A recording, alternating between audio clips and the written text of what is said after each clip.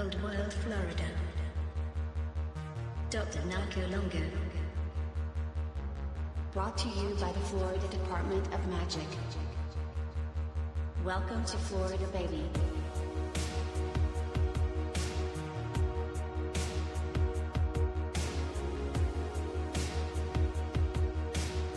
Florida is the original Garden of Eden.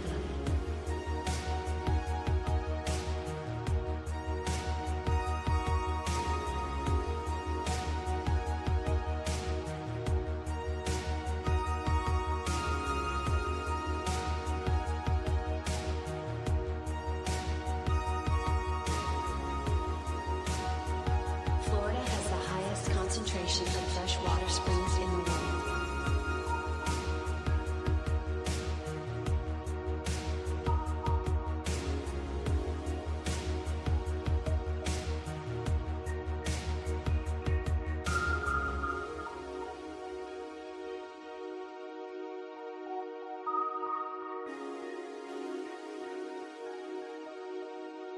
Florida oranges are the golden apples of mythology.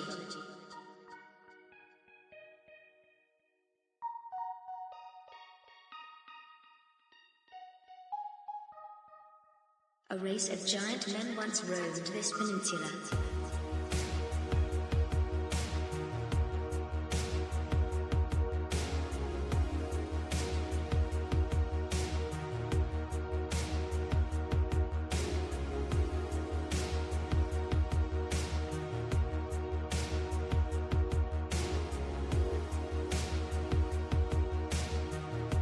The Smithsonian can suck my balls.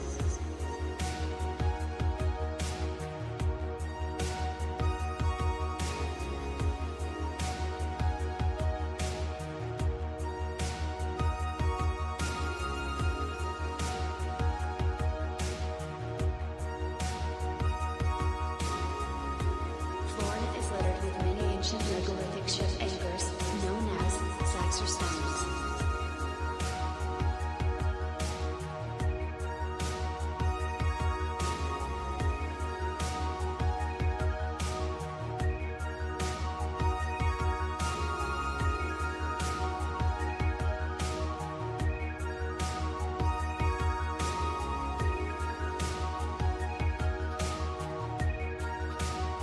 I'm bringing Saxor back.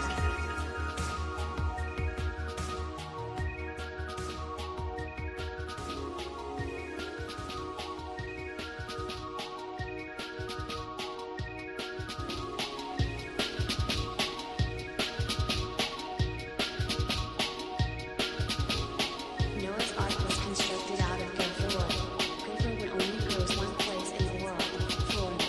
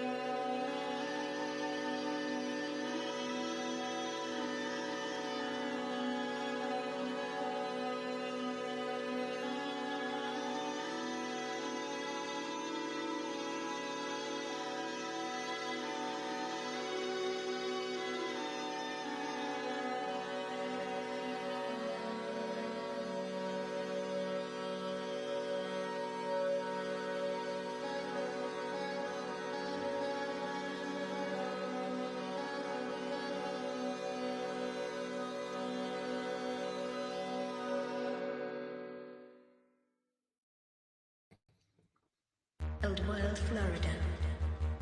Oh, hang on. Narco Longo. Remix. Yellow. Happy Thursday, everyone. What's up, my redheads? What's up, my gingers? We was gingers and shit. All right, We was homunculi and shit. for real. Oh man. So, guys, let us know if our audio's good here. Let us know how the levels are. Especially Testicles testing. if Yeah, make sure I'm not too low for you guys. testes 1 2 1 2. All right. But yeah, guys, we're talking red hair tonight. Red hair, a mystical, magical topic, a controversial topic a little bit, maybe in some areas. But red hair is a fascinating topic. Okay. You know, things that are rare by themselves are kind of interesting and fascinating. And red hair is one of those things, right? It's rare. It's like being left handed. It's like being, what else? It's like a step away from being albino, like it's like being left-handed is weird, being redheaded is weird, albino is like a step past that. But all things that are unique are kind of fascinating novelty. But red hair has mystical, magical implications. So I have a very good book, pretty short book, an interesting book called The Esoteric History of Red Hair. I think the author's name is something Scott. And that book's pretty fascinating. It just kind of scratches the surface, but it covers a lot of ground in a very small package. And that book got me even more fascinated about red hair. So, my family's Celtic and, British and Germanic for the most part, mostly Celtic. So I don't have any redheads in my family, but, it's associated with being Celtic, Irish, Scottish. But that's really only, like I said, that's only scratching the surface. There's so much more to say about red hair, the occult significance of red hair, and all that. So we're going to touch on witchcraft, religion, all this crazy stuff. But before we get too far into it, let's say hi to Juan. What's up, Juan? What's up, bro? How you been? I'm chilling. Everything good? Everything good over there? Everything's pretty good. Just trying to get everything situated. And yeah, I'm excited, bro. Excited to talk about this. I don't really know a lot about red hair. I did dig up some alchemical stuff that we can get into. And I'm excited to dive in, bro. Hell How's yeah. your day? Doing pretty good. Chilling. Just worked on my book, worked on this presentation a little bit, made a little slideshow. How's that coming along? Are you anywhere near being done or? Yeah, I mean, I've been close to done for pretty long time now, and I just keep adding more. So it's good to be my own boss in this case. I don't have any deadline or anything. I passed the point that I wanted to get at as far as like how many pages I was going to type, and I'm still adding to it. So That was my issue too when I started a homunculus book where new things kept happening in the mainstream and you want to add that to the book, right? And you find out more information, and by the time you know, you're so overwhelmed with so much information that you don't even know what to do anymore. So yeah, I feel you on that of like starting it, getting to a point and just adding and adding and adding. I mean, you could always all the extra stuff, you could always also write another book, edition. right? Yeah. Yeah, you could all another edition is always an option, sequel, something like that. Yeah. But yeah, man, people can stay tuned. We'll have some updates on that coming up. But we, um, our publishing company, we just actually uh, got a physical copy of our newest book, uh, Confessions of an English opium eater. Yeah, I was And talking to your brother this past week because I'm gonna have him on soon. Yeah, told me you guys were pretty close. yeah. He's been working on the book and stuff. So Thomas De Quincey. So guys, go keep an eye out on Gallo Glass Publishing to get a hold of one of those. But not what we're talking about tonight. So what are we talking about tonight? Red hair. Okay, Juan's got his red hat on. That actually ties in to it a little bit. And the red hat, the redhead, I mean, redhead's not necessarily hair. Where my Moorish brothers and sisters out there, my Moorish scientists, they know about the red hat too. And there's an interesting thing about the Hopi prophecy. Have you ever heard about that? The Hopi prophecy with the red hat? no, I was gonna ask you: is there anyone in the Trump family that has red hair? I don't think so. I don't think so. Yeah, they're more like German, Dutch. They don't. Prominently having blonde hair, brown or dark hair. Because right tonight we're gonna get into a little bit of the conspiracies about you know, I've always heard that gingers have no souls, almost like if and it links to the occult. We'll get into it later where maybe they do. I'm not saying that. No disrespect to any gingers, but that's just like it's a meme, right? It's a meme where they say that gingers have no souls, and I have some interesting connections to that. But yeah, the Trump family, it's interesting that they went with a red hat, and in alchemy you have the red king. So again, we can get into some of the stuff later on. Yeah, man. Well, I've got a little PowerPoint that we can go through, and there's definitely going to be some other stuff that's not in there that we're going to cover. But the main thing I wanted to start off with was a little article because we were actually, I think we were talking about this last week when we were talking about elongated skulls. And a little article, I don't think we got to talk about it a lot last week, but it's a great segue into our topic this week.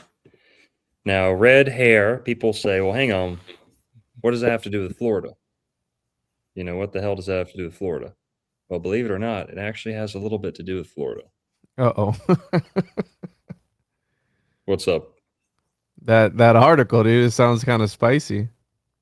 Yeah. Yeah, sorry, my Yeah, hold on, dude. People keep talking about my mic. When I listened back to the video the first night, my audio sounded fine. Can you hear me fine, Longo? I can hear you fine, but I don't have anything to compare it to. What the hell? Hold on. Go ahead, keep talking. All right.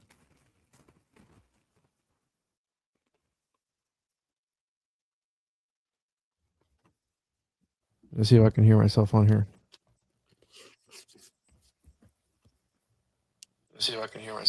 Man, I'm plenty loud. If you can't hear me, it just means you're gay. Yeah, you're tripping, guys. That's facts. Yeah, I'm super loud on my phone, so you guys got some screwed up stuff on your end. For real.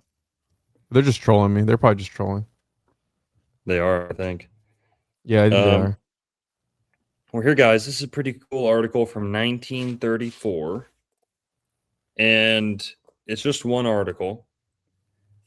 But the headline reads, White race in Florida may predate Indian. And this comes from the Miami Herald, September 1st, 1934. Excavations near Silver Springs revealed data on mysterious race. Hang on, Juan. We're catching like a feedback or something. Momentarily. It's okay now, but It's me messing with my settings, trying to make sure come out. Is it there now? it sounds okay to me. All right.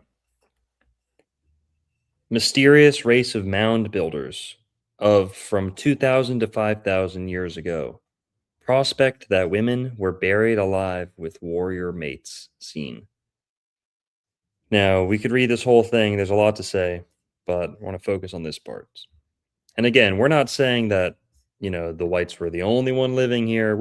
This article is basically trying to say some whites made it here. Some of them came here before Columbus. So, hey, clickbait has always been clickbait, you know. Headlines were the old clickbait, They had to get your attention. But there is basis for the supposition of a white race in America before Columbus. Aside from Viking and Peruvian Inca legends, are the people described by Lucas Vazquez de Ayllón in 1520 as the Duhar, occupying a country of the same name along the Florida coast. He described them as exceedingly light in color, of gigantic stature, and having abundant hair. They may have been identical with the Ais and Tequesta, rude and fierce tribes inhabiting the east coast below Cape Canaveral, whose language was different and who were distinct from the Timucua and Calusa, holding the remainder of the peninsula. The Indians themselves had a legend of a tribe of redheads, known in their own language as rabbit men, residing along the Texas coast. Huh. The Florida remains appear the oldest found so far in the Western Hemisphere. Yada yada yada yada. So the rest of the article, they go on to explain how there was like two species, almost like two completely separate races living side by side in Florida, and how one of them had a smooth skull that was more full, like a larger cranial capacity, and the other type was more brutish with a big brow ridge, almost like a Neanderthal looking thing. And that, yeah, they were, mating, reproducing together, and there were clear like racial distinctions in Florida. And so, yeah, that's something that piqued my interest because we always hear about the Lovelock giants, right, in Nevada. Not many people hear about these legends of red-haired Indians in the southeast United States. That was the thing, you know? So now there's a king that was associated with that tribe called Datha or Datha, Data or Dada, maybe. Dada, And that was the Miami Herald. What part of Florida were they talking about? They're talking about Florida, but the people who wrote this article, they probably didn't know too much of their history because Florida back then was, in 1520, South Carolina was Mm, Florida too, gotcha, So gotcha. he's kind of talking about the whole southeast United States, but they used to do slave raids up and down the Atlantic coast, and they would try and hunt giants because the giant slaves they could get more money for at auction. So they would try and catch the giants from Florida, and some of them between Florida and South Carolina had reddish hair or a chestnut, very light brown colored hair, and So that's where we get giant hunters. They're some. pretty much because here's the thing. We were talking on the phone earlier. What exactly would be a giant? For the time. Mhm. You had mentioned six. Did you say 6'7"? 6'7", Six. 7. Yeah. Did you said 6'7" on the phone earlier? 6'5", something like that. Yes. So well, What would be a here's giant? yeah. So a giant to me, I've got a little trick. Okay, Genesis 6:4 is Mm, the one that mentions giants. So anything um, taller than 6'4", I think's a giant. All right, but that's a silly little like rule of thumb. I like Uh, that. Genesis 6:4 KJV. So Yeah, I'm looking it up now. when I'm standing next to someone who's 6'4", they don't seem that much taller. But someone who's 6'5", they cross into like a whole nother territory. It's like But you're like 5'9", right, bro? something like that. Yeah. Something like Genesis that. 6:4, there were giants in the earth in those days, and also after that, when the sons of God came in unto the daughters of men, and they bare children to them, the same became mighty men which were of old, men of renown. So they were busting nuts and the daughters of men, creating Nephilim hybrid races. And I've always interpreted this differently. I've always, because it could be interpreted as, when they came in to the daughters of men, whatever was more like a parasitic or a possession sort of thing. Because we know that the virgin birth is a thing, right? We've seen Rosemary's Baby, where they do rituals to invoke the the the son of the devil, et cetera, et cetera. So why wouldn't they be able to do the same thing in these times? In the old world, as you would say. So I've always interpreted as that, where they were more parasitic, and maybe they infected and they did something to their chemistry, to their body, and procreated that way. I don't know. Yeah, dude.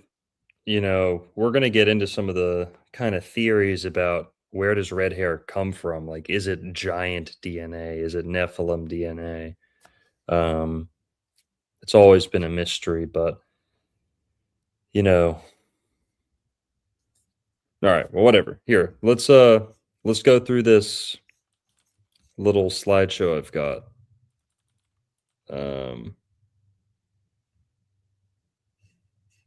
Hang on one sec. Because according to the AI on Google, red hair originally came from a genetic mutation in the MC1R gene that is widely believed to have emerged in Central Asia, Yep. among ancient populations roughly 20,000 to 50,000 years ago. I don't know. MC1R mutation? Sounds like fake news to me. But all right, guys. Wait, no, fuck. This is elongated skulls. What the hell? Wrong. Wrong. Wrong presentation. All right, here. We can do freckles next, right? The occult significance of red hair. Okay. Here is your average kind of distribution map for where red hair can be found in the world. Of course, we're zoomed in on Northern Europe here because that's mainly where it's found, with some exceptions. But most people know when they think of red hair, you think of Irish or Scottish, right? That's 99% of the world, knows that association. And you see that in the map here. The red zones, the bright red is over 10%. Over 10% of people there have red hair, either on their hair, their beard, or their body.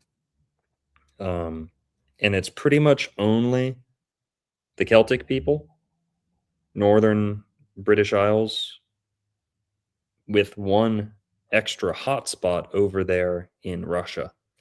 And I think they're called like the Uzdemer people.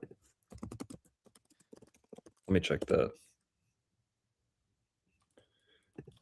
I wish I knew how to spell it. Is it the Udmurt? Udmurts. The Udmurts. The Udmurts. So the Udmurts are this people in Russia The meadow people. who look very Celtic.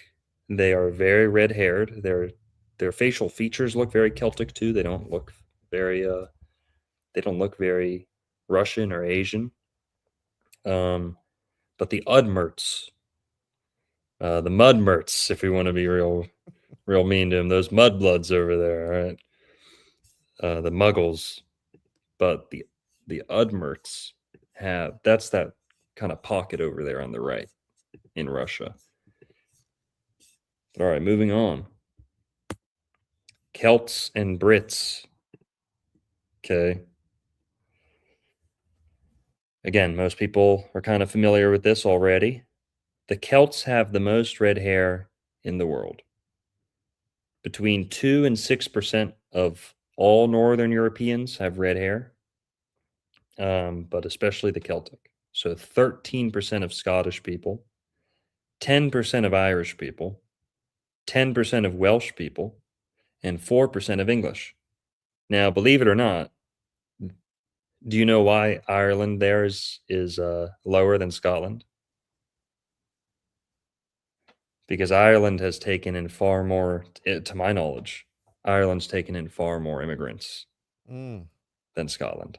So you got a lot of Muhammads running around Ireland Uh-oh. today. And they're not the redheaded Muhammad, because Muhammad had red hair too, but not the original, not the redhead, real McCoy.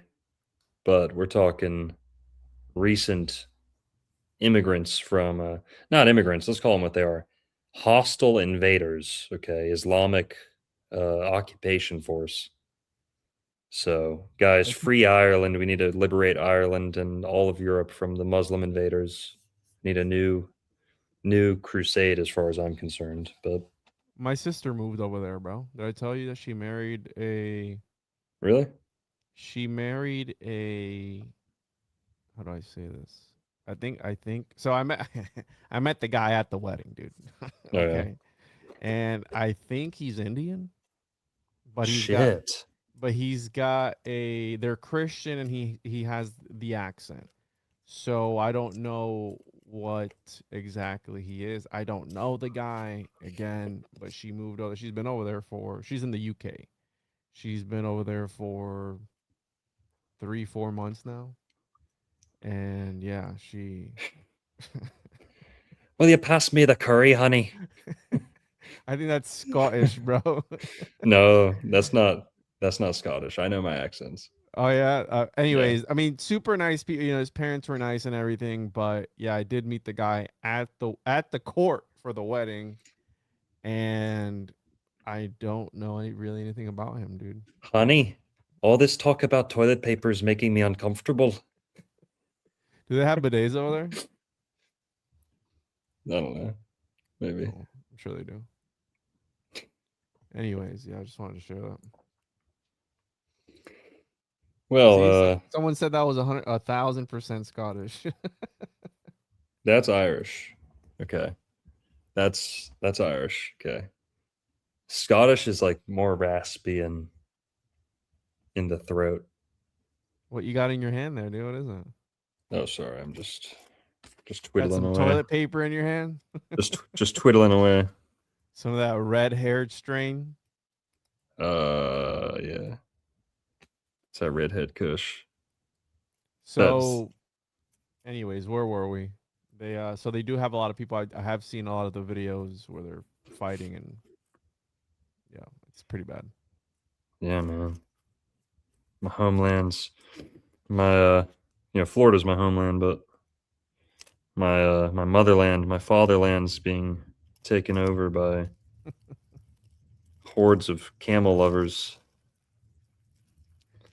No bueno. I was gonna say goat lovers, but Oh yeah, well, goat lovers too. Same thing.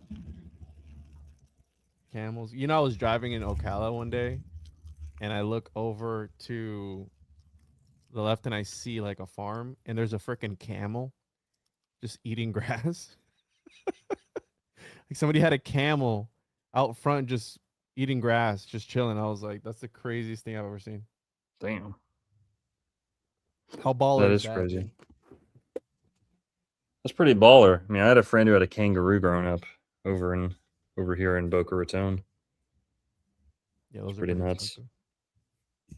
All right, moving on. So, I think we all know this. The Celts have red hair, right? I think that's kind of where most people's knowledge or interest in red hair kind of stops, right? It's like, all right, yeah, it's a Celtic thing, and beyond that, it's just another hair color, right? There's brown, there's gold, there's blonde, there's whatever, red. Nothing special, right? Well, think again. Okay. Did you know red hair is overrepresented in art in general?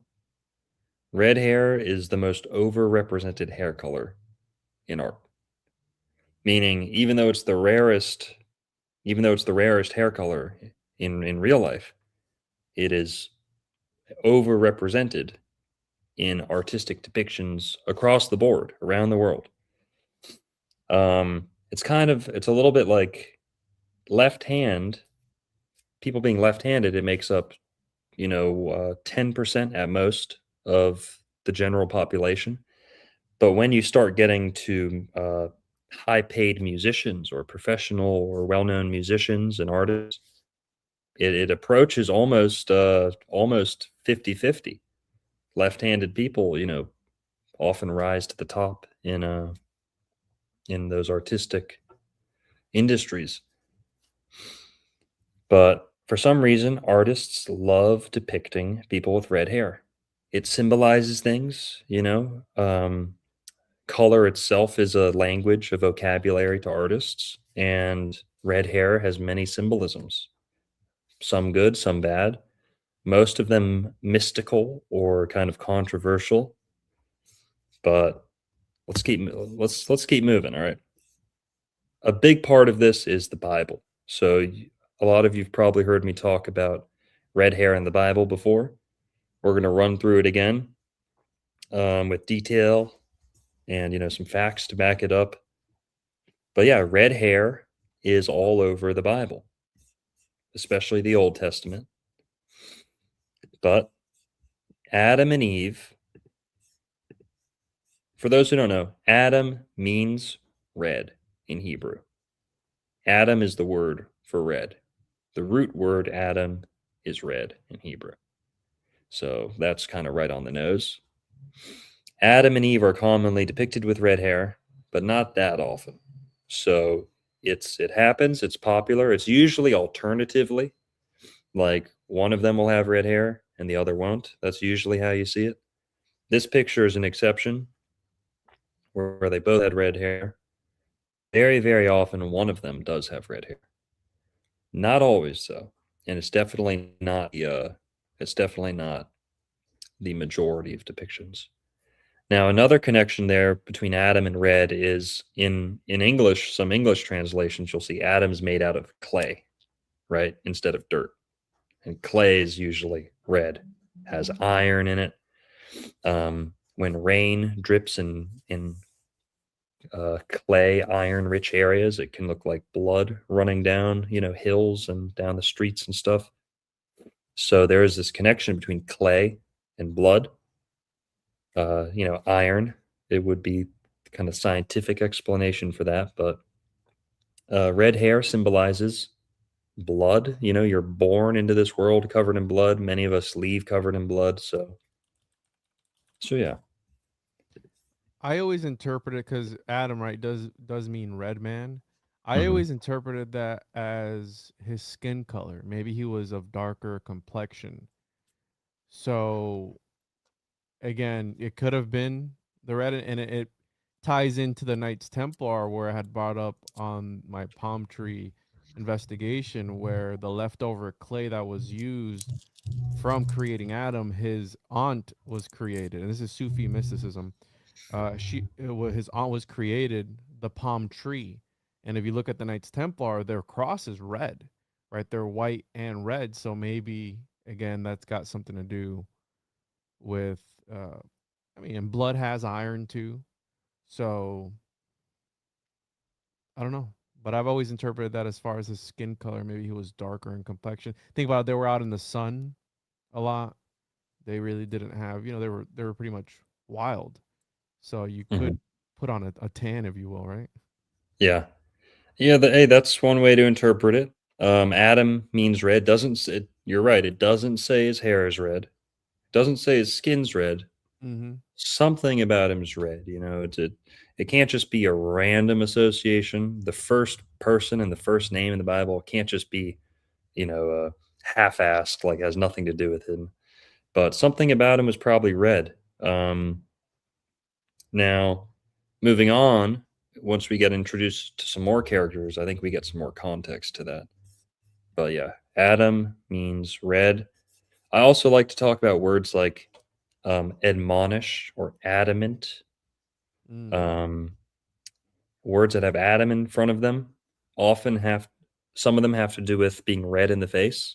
like not directly, but to be admonished, to be kind of shamed or put in your place, you can get flush in the face, or to be adamant about something is to kind of be serious, to take it serious, to maybe be kind of excited, or yeah. But all It right. ties directly into the story. So our language itself tells a story, right? Because he would what happened to them? They had a stern talking to after Hmm. they did something that God told them not to do. So I think that's where like these words that mean certain things, in my opinion, they come from that, right? That etymology, that Yes. evolution. And speaking about red people or like red skins, okay, this is another connection between um, Hebrew and like Native American names, is that how Native American names are stuff like walks with horse, or like runs with goat, or wrestles with God. Like that's a Hebrew one. Wrestles with God, Israel. They use the same approach to naming things. Mm. They'll almost name people like a whole sentence condensed into a word. Like uh, I don't know what another example would be, but No, I get well, what you're whatever. saying. Yeah. Yeah. So they do that same thing where they like give people a verb or like a whole sentence as a name, and you do kind of decipher a whole sentence from letters or from a smaller word. So Hebrew's like that. That is where Hebrew mythology expands, and you know um, it's fractals. It's like fractals. Each word is a whole sentence. But all right, now Adam, we meet and we kind of have some questions about his ruddiness or his redness. Well, next we meet Esau, who is nicknamed or renamed by God Edom. So from Genesis 25:25, King James Version, and the first came out red, all over like an hairy garment, and they called his name Esau. Uh, Moving down, Edom has the same Hebrew root as Adam, meaning red. Esau's the older twin brother to Jacob, and he looked enough like Jacob to be swapped with him or to kind of pass off as him. So a lot of times people will say when I talk about red hair, they'll be like, "Oh, well, it's not the good guys who had red hair. It's the bad guys who had red hair." Well, yes and no. Okay, yes and no. Remember, the devil's pretty crafty. Um it seems, and now Edom's not a totally bad character. But what he represents is kind of a departure from the ideal, a departure from the true way.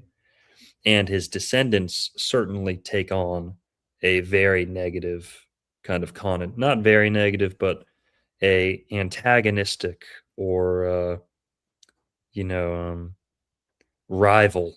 They are rivals to the Israelites. They are not, they're neighbors and they can be friendly.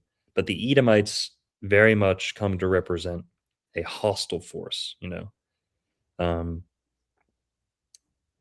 but also, the Edomites explain, people always debate about real Jews, fake Jews. They talk about the Khazarians. Mm. Guys, I wouldn't be looking at the Khazarians. I'd go a little bit earlier, further back into history. And this is kind of the same story. And this is something that Jesus would have been aware of. Jesus would have been trying to correct and address this problem about the Edomites mixing in with the Judahites and the Israelites. But all right. So people say, well, Edomites, they're like the bad guys. So if you have red hair, that they must be the bad guys, the red hair people. Well, not exactly. Because remember, the chosen people, the Israelites, the Hebrews, they have this red hair gene too. This is the same family. I mean, these are twin brothers. So they had to look somewhat similar, enough to kind of pass for each other.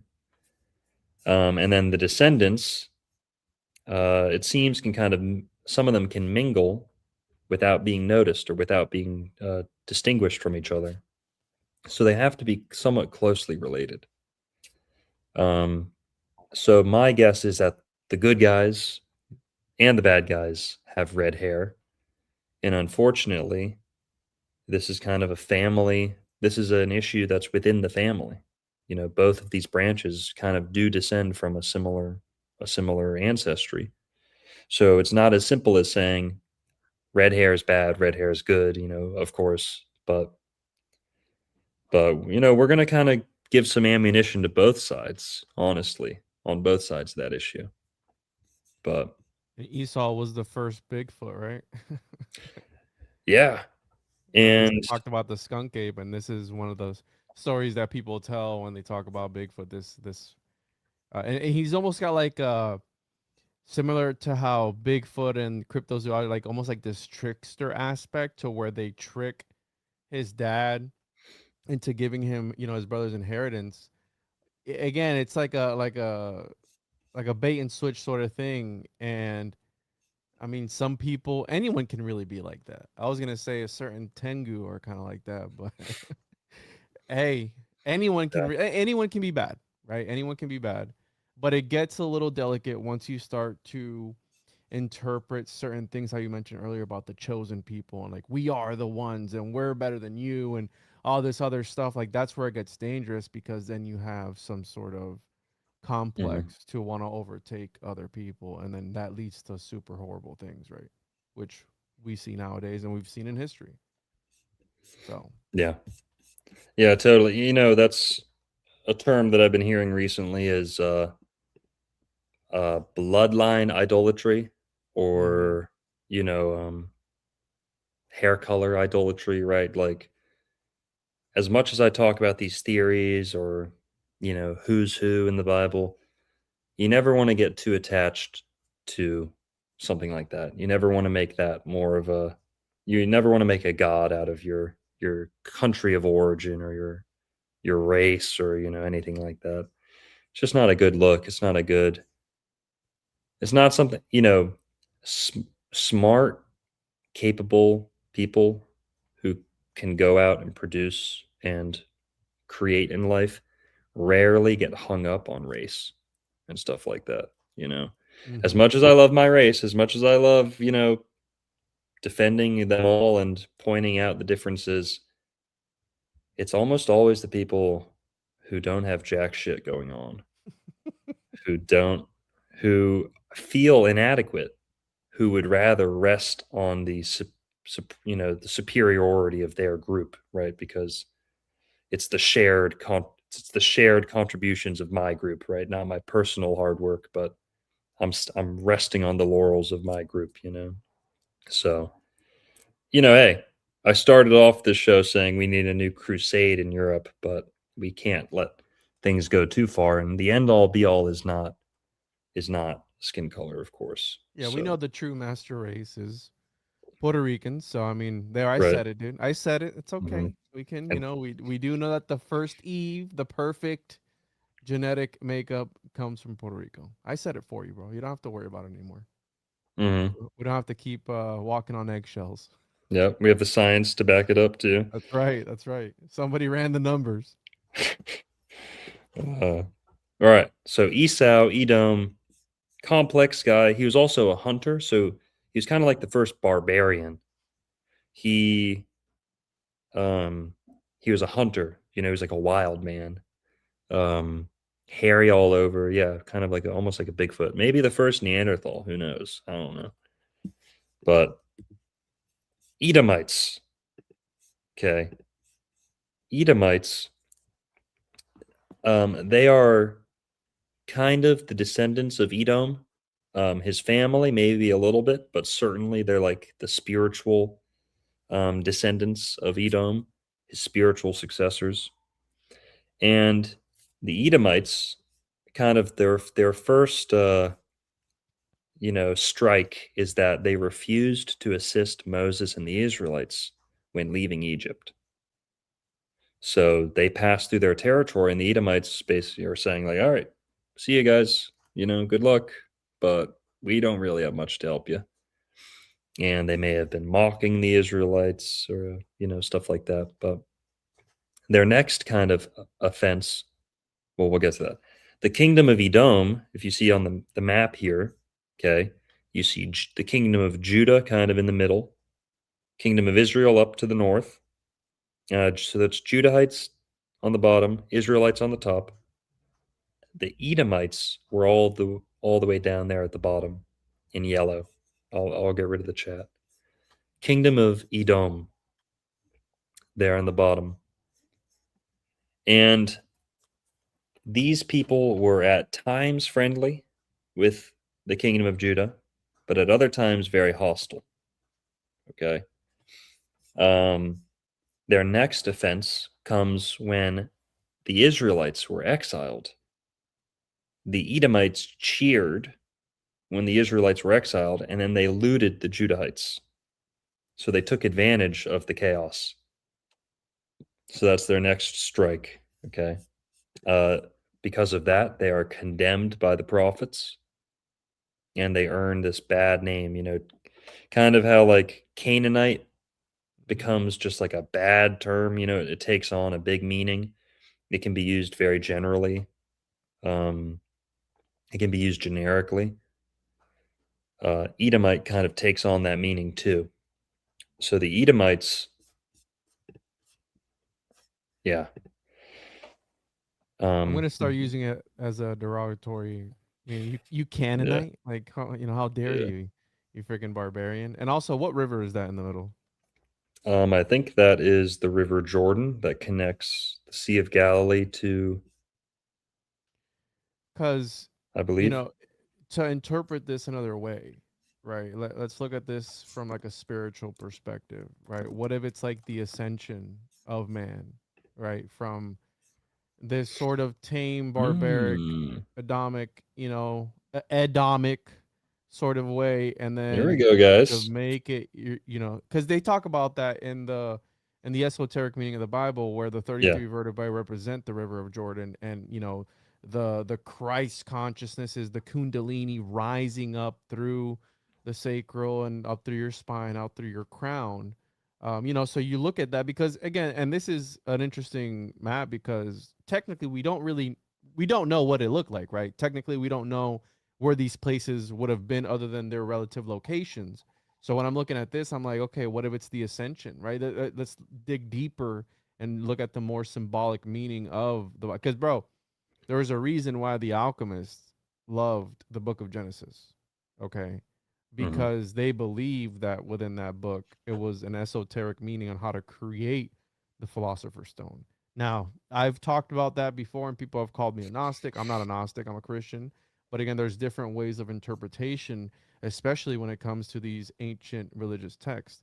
And I'm looking at this now, and it's making me think of that. Like, your journey is to ascend upward and become a Tengu. Am I right on that? To become a Tengu. A little bit. I mean, I don't know about becoming a Tengu, but Because no, Longo, go the ahead. Tengu is the only race slash religion, right? Because I can convert to Tengu and become it, right? I mean Hmm. that's a thing. So I don't know. It's just something to think about, right? To Hey, well, evolve no, I into. mean, you're on to something. You're definitely right. The Bible does do that at times. The Nile River is used the exact same way. The cities along the Nile River are they represent the chakras. That Mm, is true. And Edom is a kind of, bear with me here. It's a little bit like Sodom. mm. Edom, Sodom, and Sodom's definitely represents the bottom. You know, bottom, Sodom, sodomy, bottomy. It's like uh, to sod yourself. Is to And there's to a lot of those in the Bible, right? So a lot of sodomites and yep, all that stuff. There's definitely a lot of that going on. A lot of yep. butt stuff. They were into butt stuff back then. That's the bottom of that's the bottom chakra. That's the bottom of the map. And so yeah, the river can represent that, the pathway up to the top. I would say though that there is a dispute, a controversy about what should rise and to where. Okay. So some people say the goal is to go from root to crown, right? Well, not necessarily. I've heard others say the goal is to go from root to crown and then to center back in the middle. To shaft. Yeah, yeah. From shaft to So, tip and then yep, back again. yep, exactly. Thank you. 100%. That is so some people say you actually don't want to go up too high because you'll get stuck in the clouds. You'll get too, full of yourself or too stuck in the intellect, oh, I know all the secrets of the universe, all the knowledge is what's important, right? But really, not to be cliche here, but people say it's actually the heart center that's the healthy middle point, you know. You want to live in the middle on the green, right? Like the world, the earth is mostly green, right? There's a lot of blue, there's some red and some orange and some yellow, but the green is what's healthiest and best for us, So earth is a anagram for heart, heart, earth, um, and the heart's in the middle, right? The green chakra's in the middle. So I'm open to that idea. It's not necessarily about ascending. That the whole ascending thing might actually be a psyop, because it takes you away from your foundation. Just blasts you off into the clouds. Um, it's kind of is like the Aramon versus Lucifer thing too, where there's a force tugging you down. There's an evil force tugging you down, but there's also a not so good force pulling you up. Saying, yes, enlightenment, yes, knowledge, yes, learn everything. You're going to become a god. You are, you're going to figure out the secrets. You're going to figure it all out. That may actually not be the ideal destination either. Right. So I'm open to this theory that being centered in the middle is actually the goal. Yeah, and it But comes into like the interpretation of Nakash, right? It's the serpent in the garden, but also Jesus talks about not practicing Nakash, which is divination and that more esoteric and occult stuff. So it's like, and you hear this over and over again: the left hand path, the right hand path, the two pillars, the black lodge, the white lodge. And I know that's more esoteric and occult, but yeah, I get what you're saying where you know, one of the things about being a Christian is you're kind of, and I've made this joke before, where you're too busy focusing on the afterlife that you don't focus on your true life, but there needs to be a balance, right? You yeah, can't be too unhinged to where it's like all biblical and all this. So you got to be realistic and you got to be in the middle. And you also have to, just because you pray to Jesus or you pray to God, it doesn't mean Jesus and God are going to make everything happen for you. You still got to put in work.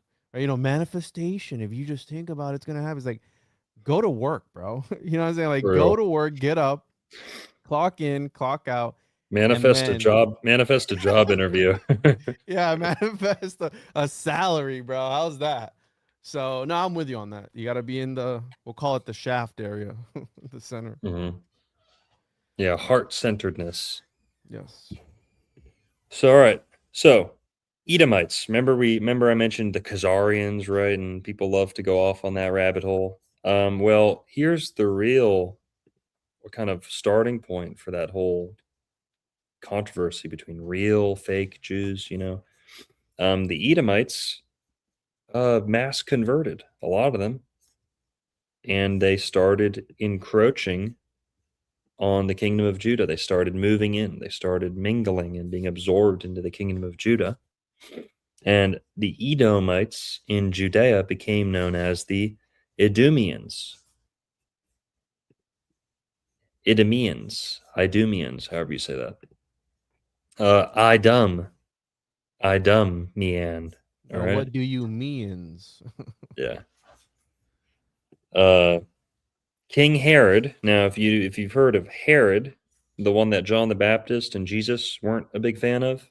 Now, there may have been a couple Herods. It's kind of confusing, you know. It's kind of like Caesar. Like there'd be a Caesar and then his son would be Caesar too. And it's like almost like his name, but also his title. And so Herod gets used a couple times like that. There's some ambiguity about who's the one Herod. You know, there's probably a couple, but that's why it's better to just refer to it as the Herodian dynasty. Um, but King Herod the Great, to distinguish from the others, King Herod the Great was an Edomite or an Edomian, and this shows you how the concept of kind of fake Jews came to be. So the Romans took over all this land, all this territory. The Romans called Palestine. That was the Roman name for this area. That word has a little bit to do with the word Philistine from the Bible. It's a similar root, probably the same word, Palestine, Philistine. But the Romans named it Palestine. That's what they called it. And in the area of Judah, kingdom of Judah, which they would call Judea specifically, in Judea, they hired Herod, King Herod, or his family, his community, to preside over Judea as a proxy ruler to the Romans. That's yes. It's like you know how we just went to Venezuela and waffle stomped them and scrambled their brains, They gave were all their already scrambled, bro. But gave all yeah, gave all their kids PTSD, you yeah. know? And what do? We take out one ruler and we put in a puppet who's Venezuelan. I mean, you know, they're Venezuelan people, Sure. but we just replaced the more loyal Venezuelans with Venezuelans who are loyal to us, you know? Proxy rulers. It's giving the illusion that Venezuela is still run by Venezuelans. That's what they did. That's what the Romans did in Judea. They they uh put in a proxy ruler, and those proxy rulers were the Herodians. King Herod, his family, and then from them and from that community, you get the Herodians. So from the Idumeans or Idumeans emerged the Herodians, which are Hellenistic Jews, meaning they're Hellenized. They are Jews who got very comfortable in the Greek way of life and now the Roman way of life. Oh, we're having barbecues every night. There's sports games on TV every night. Like, oh, this is nice, you know? Come on. This is like, you know, they're like it's like, you know, very, very religious Jews living in America today. Like, yeah, they can be religious 99% of the time, but when they want to go to a baseball game or a basketball game or whatever, yeah, they can do that too. There's no restrictions. No one's breathing down their neck They do a good except job pretending, and yeah. adapting. So the Hellenistic Jews, the Herodians, I'm generalizing, but for the most part, they were very in favor of the Greco-Roman way of life, and they were willing to bend Judaism, bend the Israelite religion to make it work in the Hellenistic life. Sound familiar? Yep.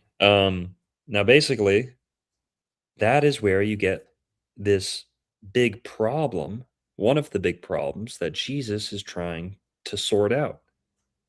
When Jesus is saying, hey, there are Jews and there's fake Jews, there are the people who say their father is God, but really their father is the devil.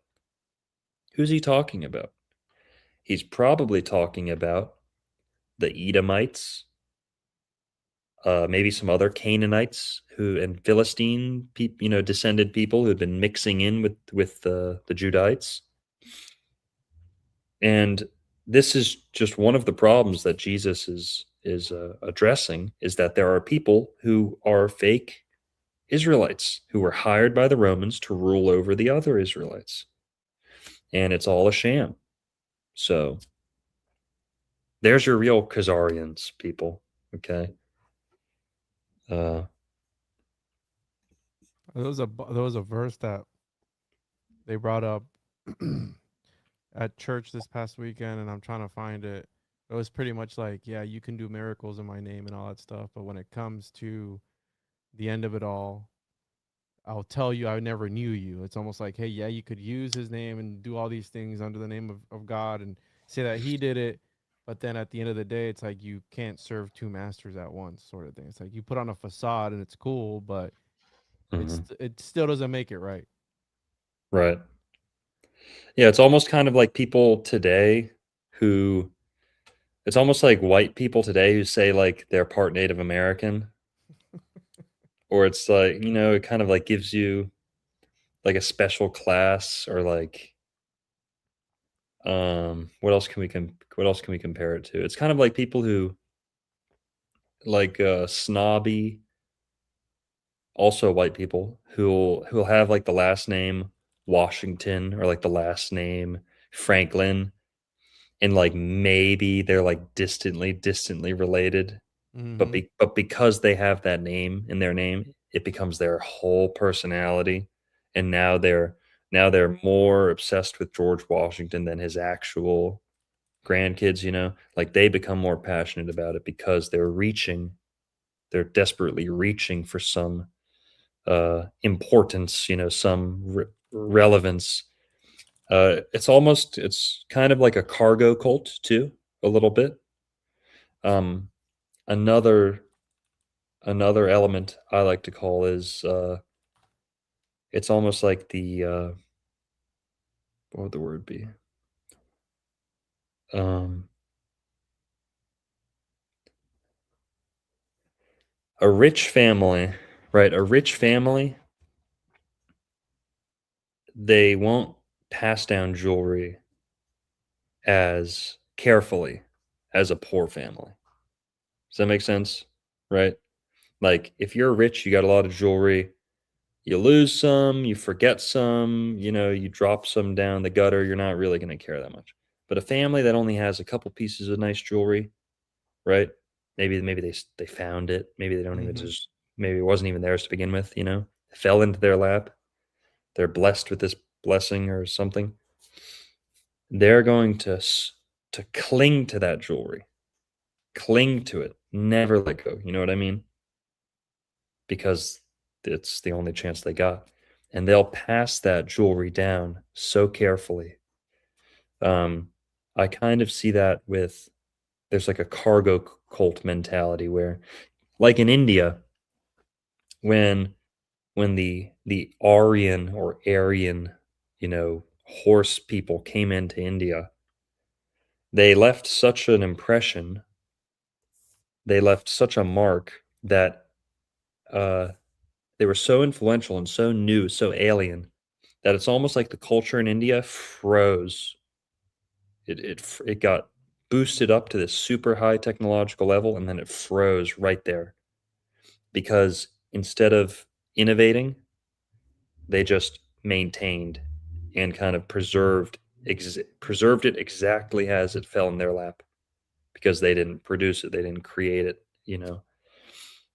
That's kind of like the cargo cult mentality where when you're shocked, dumbfounded with this new alien technology, you basically put everything to the side and just try to hang on to it and preserve it as you received it.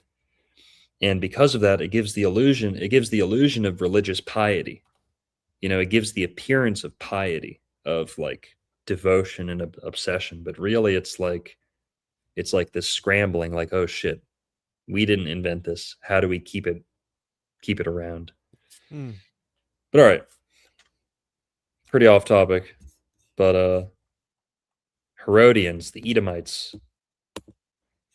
Now, I guess we kind of skipped, kind of not going in order, kind of not. The next character we want to talk about from the Bible is King David. King David, you see him in the top right there, depicted as a king. On the left there is a boy, and bottom right, I think that's him holding the head of Goliath. But King David is frequently, routinely, consistently depicted with red hair. So King David, and we get that description from Samuel chapter 16. Quote, "Now he was ruddy, and withal of a beautiful countenance, and goodly to look to." And then another verse from Samuel chapter 17. "He was but a youth and ruddy, and of a fair countenance." So, David had a reddish complexion. He's frequently depicted with red hair. And now I should say, it doesn't say specifically he had red hair. It says specifically he had a red complexion. You know, he It should be face, right? Like, I don't know. Complexion is face or countenance his face. Complexion is just kind of your skin all over. Um, but yeah, he had ruddy. So ruddy means pinkish, reddish, maybe blushed, sunburned, pinkish. You know, my dad was ruddy, like pink, like Irish jeans. They're just like pink skinned, like a naked mole rat almost. But yeah, you can be ruddy without having red hair. That's an important point. Now, a lot of the brothers, a lot of the black Hebrew Israelites, they want you to believe that ruddy means black. That ruddy means like dark, dark, dark. That's which not is what true. I mentioned about Adam earlier, where right that could be Yeah. related to the we wasery, where it's like, oh, no, he was Yeah. a brother, right? Like, he was sure. I mean, you can interpret it that way, but Yeah. is how many depictions of him are with red hair? Do the people that are painting these pictures, is there a reasoning behind giving the red hair? Because how Yeah. much of this is accurate versus how much of it is like an artistic interpretation versus Yeah. Well, how about this, Juan? Just going off those two verses, if we gave you a paintbrush, what would you paint? yeah, a wigger. A Wigger, a Wigarthan, a Yeah, Uyghur, yeah, a Uyghur. yeah. Um, yeah. So, ruddy, I think it kind of, there's room for interpretation, but ruddy complexion is pinkish skinned people. Reddish. Yeah. So now as to why, if it was merely an artistic choice, and a lot of this does come down to, just like I said at the beginning, artists like using red hair for various meanings. Now in this case it's backed up by the Bible, but in general, red hair can mean a couple things. It can mean many things. In the case of David, it may be used to symbolize bloodshed, cruelty, violence. Now David's a hero. He's a heroic guy. Okay. But he's cruel. He is cruel as a motherfucker. Okay. Was it him who took I have to double check this. Him who caught 200 foreskins? I believe, yeah, King Saul, because he was trying to marry his daughter. Yeah. So I think It's a lot of wieners to touch. Can you imagine touching 200 wieners? yeah, Because you off the have to touch the tip to get the foreskin off. There's no way around it. Yep. Yep. Juan's How do you think he did? You think he grabbed the shaft and like, or do you think he just pinched the tip? I'd go with the pinch the tip method and then just slice. That's a lot of foreskins. That's crazy to think about. I don't know, man. But so David, he yeah, I think you said it was Saul. He wants to marry someone's daughter. And the father basically says, "Yeah, of course, but you need to give me 100 enemy foreskins first." And David says, "I bet." And he Yeah. goes and gets 200. Goes and gets 200. Not Yeah. 101, not 102, 200. So, pretty cruel guy, pretty indifferent to bloodshed, it seems. Has a knack It for was killing. different times, bro. And I mean, he Yeah. did really want, I'm sure she was beautiful. I mean, it's kind of romantic if you ask me, dude. The lengths he was willing to go Yeah. to get her hand in marriage, right? And the The dad was probably lengths. just trolling him, like, yeah, this guy. And I told him he had to get me. You know that meme where they're all laughing? And I Yeah. told him I wanted, 104. And here he comes showing up with this blood drenched sack Yeah. of foreskins. What a weirdo, dude. Well, boys pulling up with a bunch of calamari clippings. He's got the little calamari, No, dude, I love you know. calamari. Don't do that. Don't do that. I love calamari. Because then I can't unsee it. Uh, And it's kind of chewy too, bro. yeah, Damn. the calamari rings. Yeah. Wait, you're not allowed to eat calamari, right? Because you're vegan? No, that was actually I think the last flesh that I ever ate was calamari. Yeah. Flesh, all right. Yeah. Yeah. No, Yeah. because yeah, I love calamari, especially with the sweet Thai chili sauce. Mhm. Slaps, bro. But It yeah, was don't like ruin that picture for me. it, looking like Chef Boyardee, uh, like the rings, like the ring soup. He was the original Sonic, bro. He was Yeah. running through the rings and just bringing them in. All right. All right. Moving on. Moving on. All right, so King David, red hair. He played his harp, and by the way, red hair Celtic people. The Celts are known for their harps, so there's another connection Mm. there. The Ireland, the national emblem of Ireland is the harp, so pretty cool. Also, I don't know if you ever heard this one, but do you know what covenant man of the covenant, or covenant people is in Hebrew? Do you know how to say that in Hebrew? No. Covenant people, people of the covenant. Brit ish. No, it's not, dude. Swear to fucking God. There's no way. Look it up. What does British mean in Hebrew? You always Motherfucker. come up with this craziness. Oh well, according to AI, it means nothing. Brit Nothing. he. So No, no, because no.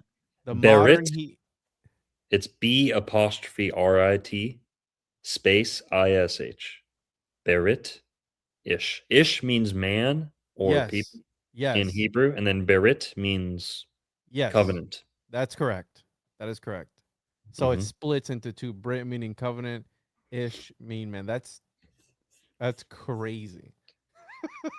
It is Because crazy. you're kind of again, because this is your whole thing where you're talking about maybe mainstream history and the original Israelites weren't from there. And I mean, it's in the language because the language tells a story.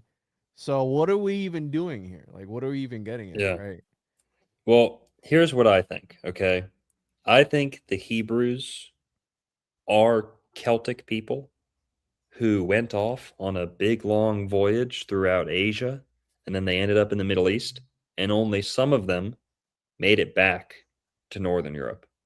A lot of them just stayed put in the Middle East.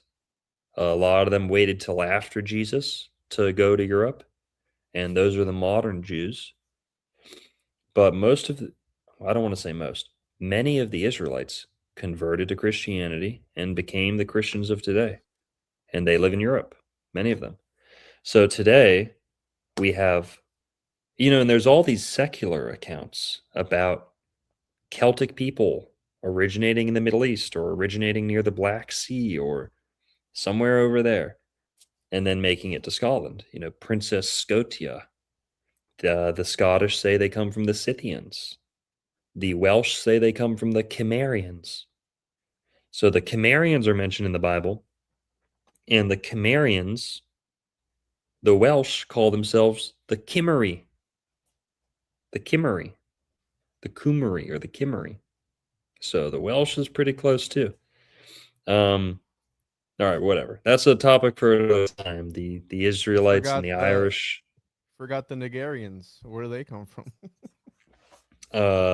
I'm not familiar with that tribe, but so here. Now we're looking at Jesus himself. Jesus is frequently depicted with red hair. Definitely not always. It's definitely not the most popular depiction.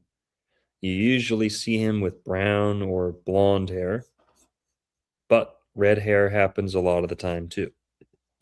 So, Jesus Christ, often depicted with red hair, but usually blonde or brown. Red hair symbolizes blood and a connection to Adam. So, if it is an artistic choice, that may be what they're trying to symbolize is Adam means red. Jesus is like the new Adam, Jesus is kind of tying the whole story back together, closing the loop It that would make starts with sense Adam. though, because there is a lineage, right? And it all comes right. King David, King Solomon. Was Solomon depicted as having red hair as well? And It's if hard to Daddy's got say. red hair, then the son, is it a dominant gene? Do you know? Well, it's a recessive gene, but Mm. but recessive is kind of misleading. Like when people hear that word, uh, two red two redheaded parents have a very high likelihood of having redheaded kids, but red hair does stay in the family, and there are Hmm. environmental factors that increase your likelihood of having it. So, cold weather, low light, things like that can make those genes more likely to be expressed. Mm. Um, uh, there's tons of wild theories. We'll get through some more of them. But early Muslim sources consistently describe Jesus as ruddy or red headed. So, So, Muslims, yeah, King go ahead. Solomon, his hair is described as black as a raven. Yes and no. So, the Song of Solomon is probably one of the hardest books of the Bible to follow along with and to like understand exactly what's going on because it's very poetic. Mm-hmm. It's kind of like in a verse of a song, like when a band is singing, it's the same singer singing, but sometimes he'll switch to like multiple points of view. Like "Don't Stop Believing," almost like "Just a small town boy," and then he switches "Just a small town girl," talking about a whole different story, same story, different character, different perspective. Something similar happens in the Song of Solomon, where it gets kind of confusing because there's someone who has hair dark as a raven, um, but then there's also someone speaking who they're saying someone is apologizing for having dark hair and saying you're beautiful white and have red hair and jeweled eyes. I'm sorry that I have dark hair, but thank you for loving me anyway. Like they're kind of saying stuff like that. So there's multiple parties expressing um, admiration, you know. But basically, what I get out of it is the Song of Solomon actually reaffirms there's a red-haired beauty standard to the Israelites. The beauty standard for the Israelites is red hair and jeweled eyes. Um, Was this the Song of Solomon that was like homoerotic or something like that? it's again, it's hard to. It depends who you think is speaking. Mm. You know what I mean? Hey, check this out. But queer and feminist scholars sometimes read it through a homoerotic or fluid lens. Of course. Of course. Yeah. So there's in the Song of Solomon, there's someone with dark hair speaking. There's someone with light hair and light skin, at least being spoken to. And mm, it's a little confusing, but my takeaway is that the beauty standard is red hair. And yes, yeah, these comments are correct. Yeah. Uh, many. Solomon had tons of wives. So maybe he got a little confused, who knows? Maybe he was talking to two at once, or you know, maybe he had a couple of guys in there. I don't know. Hey, it's But all good, dude. You're into what you're into. magicians, it's kind of a must if you're a Love is magician. love. But yeah, so Jesus Christ, frequently depicted with red hair. Not always. Definitely not always. Moving on. Now, here's a big one that is almost always depicted with red hair. Like Is that 90, Jesus? 99% of the time. No, Juan. Come on. What an ugly depiction, dude.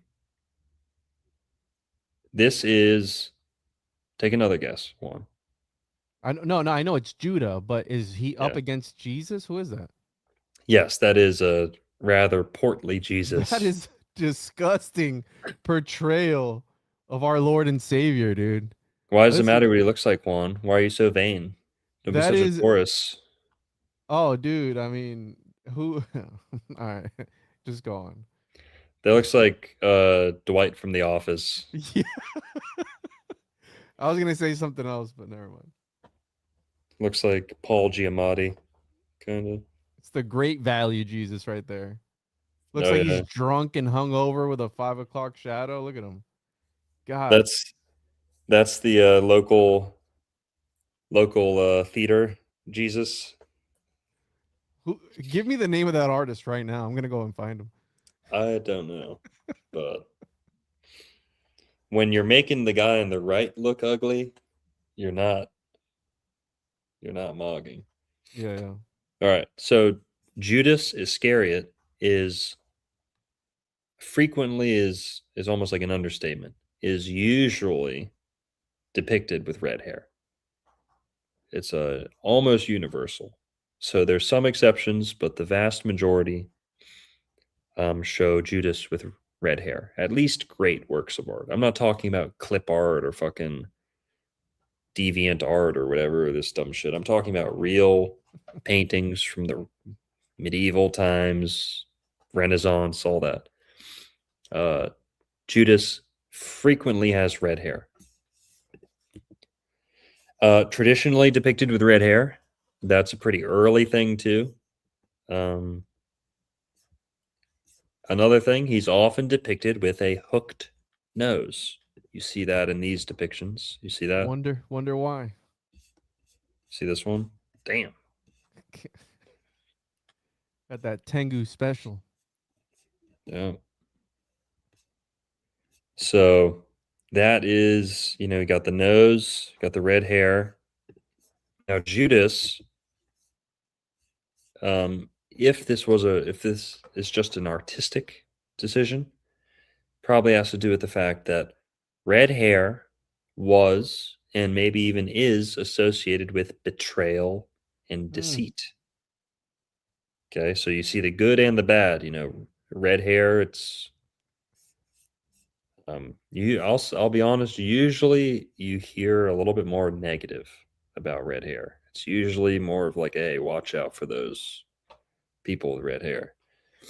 But Judas, as I think a lot of people know, Judas as a character came to personify / symbolize a certain group of people.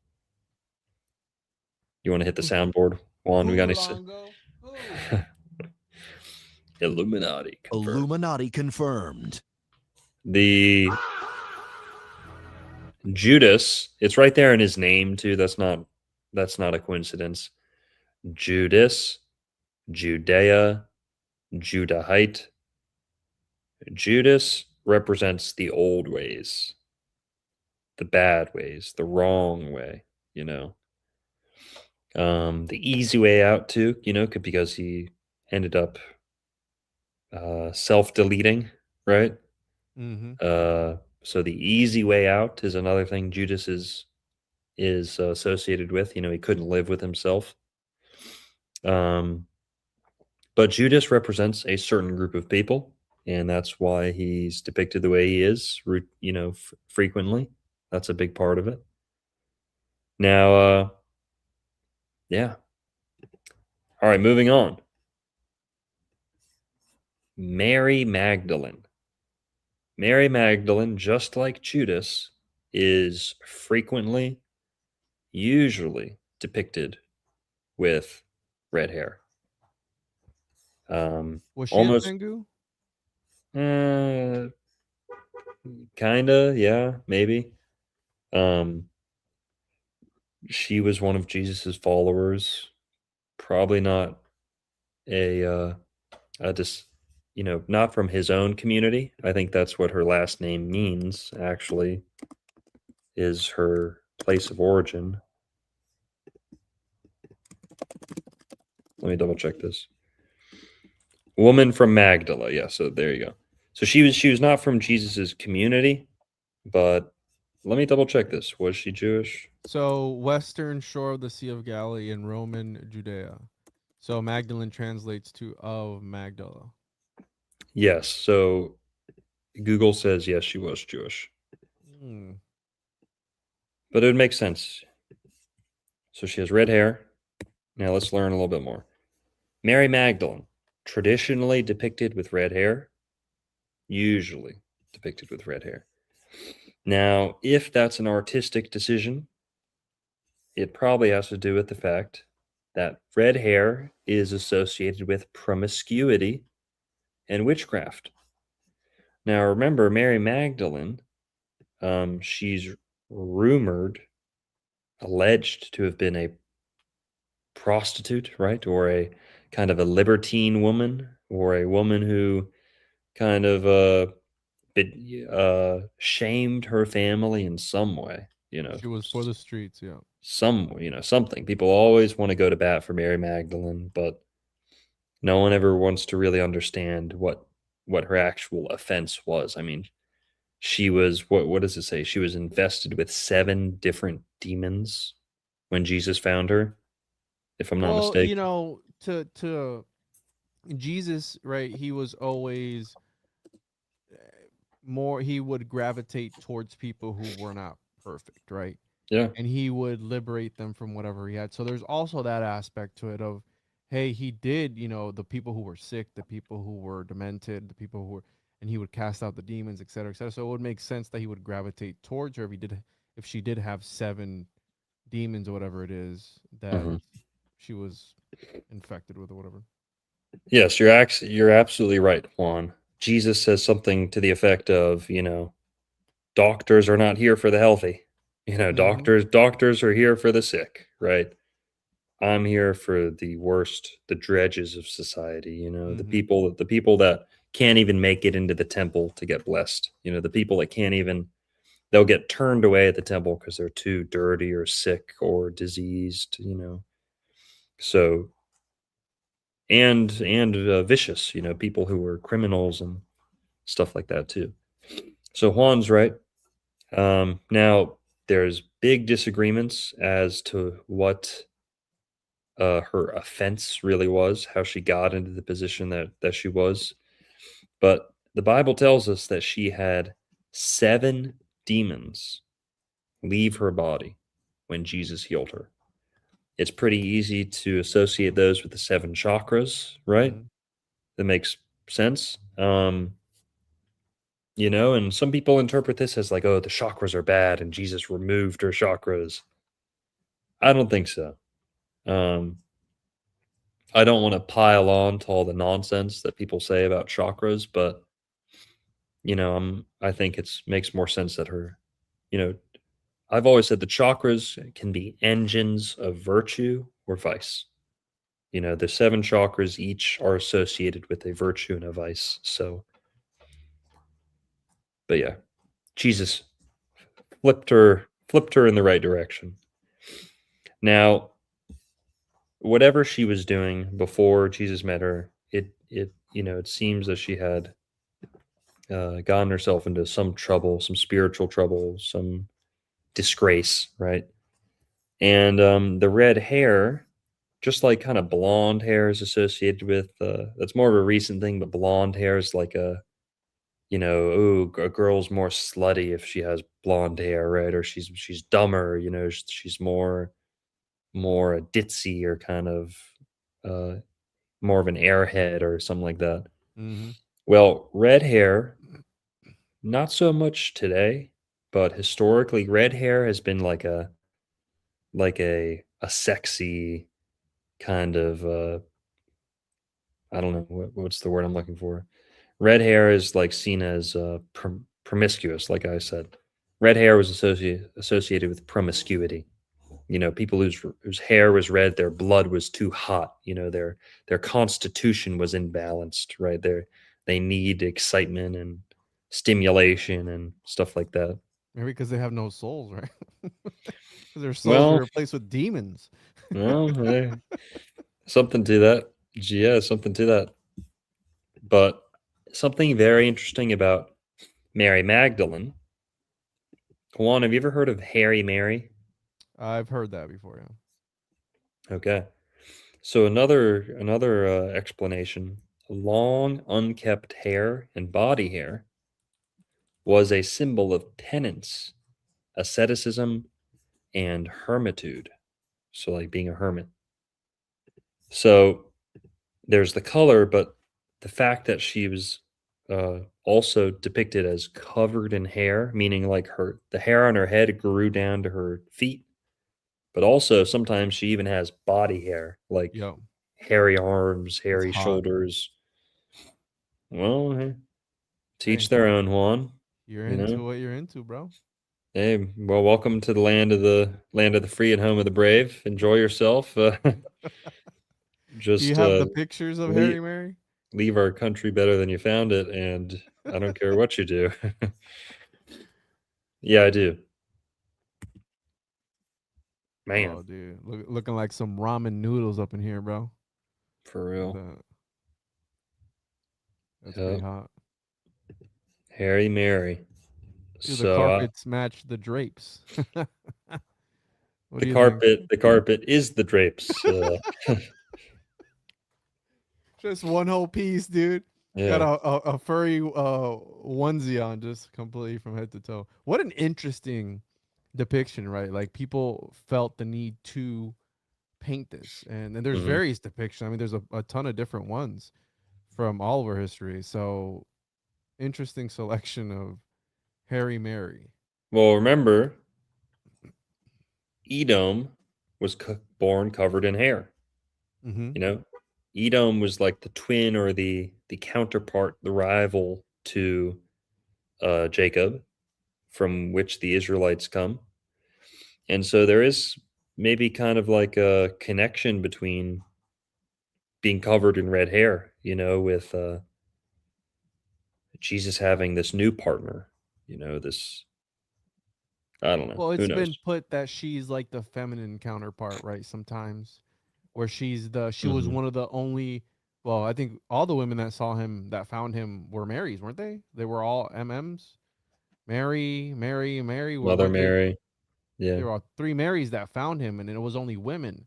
So there's this concept of again how you had put on their witchcraft and MAGA, Magdalene. MAGA means mage in Latin. Mm. MAGA, right? So the red hat of the MAGA party. They talk about Trump being some sort of chaos magician, but Hmm.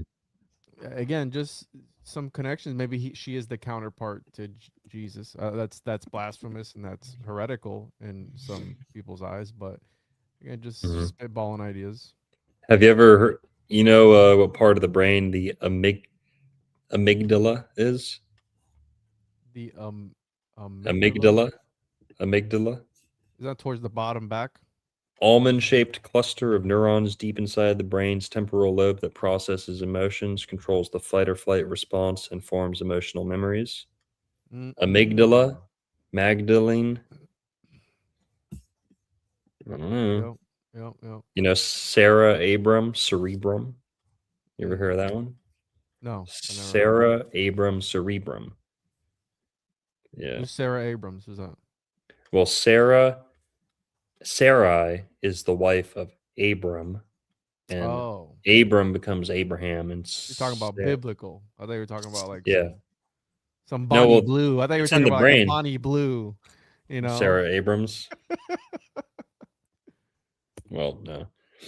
All right. So Harry Mary, out of the way. Not my proudest wank, not my proudest spank, but Not my proudest stuff. not my proudest not my proudest wank, but moving on. Jesus, forgive me, please. Um Witches. Okay. Red hair, long associated with witchcraft and witch blood or the witch gene. So it's believed that there is a certain gene that makes you a witch or gives you the ability to be a witch or a psychic or something like that. And red hair is associated with that. So much so that having red hair was enough to garner accusations of witchcraft up until recent times. Yikes. Like up until 1900 or even later. I mean, um in the 1800s they would still put people to death for being a witch, sometimes based off hair color. Um, yeah, it happened. There was spiritualist movements all over America. There was reactions to those, and there would be strict kind of uh, what's the word when you kind of clamp down on that and kind of these movements would come up, and then people would come in and wipe them out and you know commit atrocities sometimes. So Hmm. this happened up until very recently. But all right, witches. Um, why would red-haired women be associated with witchcraft? Well, there are some scientific facts that may have an explanation. So, for example, connection to drugs and resistance to anesthesia, Hmm. high pain tolerance. These are facts about red hair. Did you know that people with red hair have a higher resistance to anesthesia? Now, that partly has to do with the fact, which is a fact, another fact, they also have a measurably higher pain tolerance. So, higher pain tolerance, resistance to anesthesia, and then there's not as much research on this one, but it's in the same vein as the other two. Redheads have a very interesting relationship with drugs. Okay. They can do more drugs than others sometimes. Um, they can be overly affected by certain drugs, and others can have no effect on them. It messes the dosages up. Um, they need different doses. Their blood, their fat in their cells, something processes differently. And so, if you can put yourself in someone's shoes like 500 years ago, you didn't know any science or anything, and the people with red hair would burn themselves, or step on things or burn themselves or get bit by ants and maybe not notice it as much as the other people, or maybe have, some sadistic tendencies or what's the word, like sadomasochist tendencies where, they laugh at things that other people cry at, we've all met people like that who kind of have a weird twisted Hmm. uh sense of pain or what feel. We all know those kids growing up who like punch metal walls or like punch trees to like make their knuckles harder or like hold like a lighter under their hand, or like dumb little tricks like that. Somewhere in the ancient past, people might have picked up on this stuff that people with red hair needed more of a certain substance to feel it or had a strange relationship with pain and things like that over and over again throughout history, uh, cultivated this reputation that people with red hair are different. Their relationship to pain and uh, you know, Also, yeah. the they can create more vitamin D in lower light environments. Which, think about that.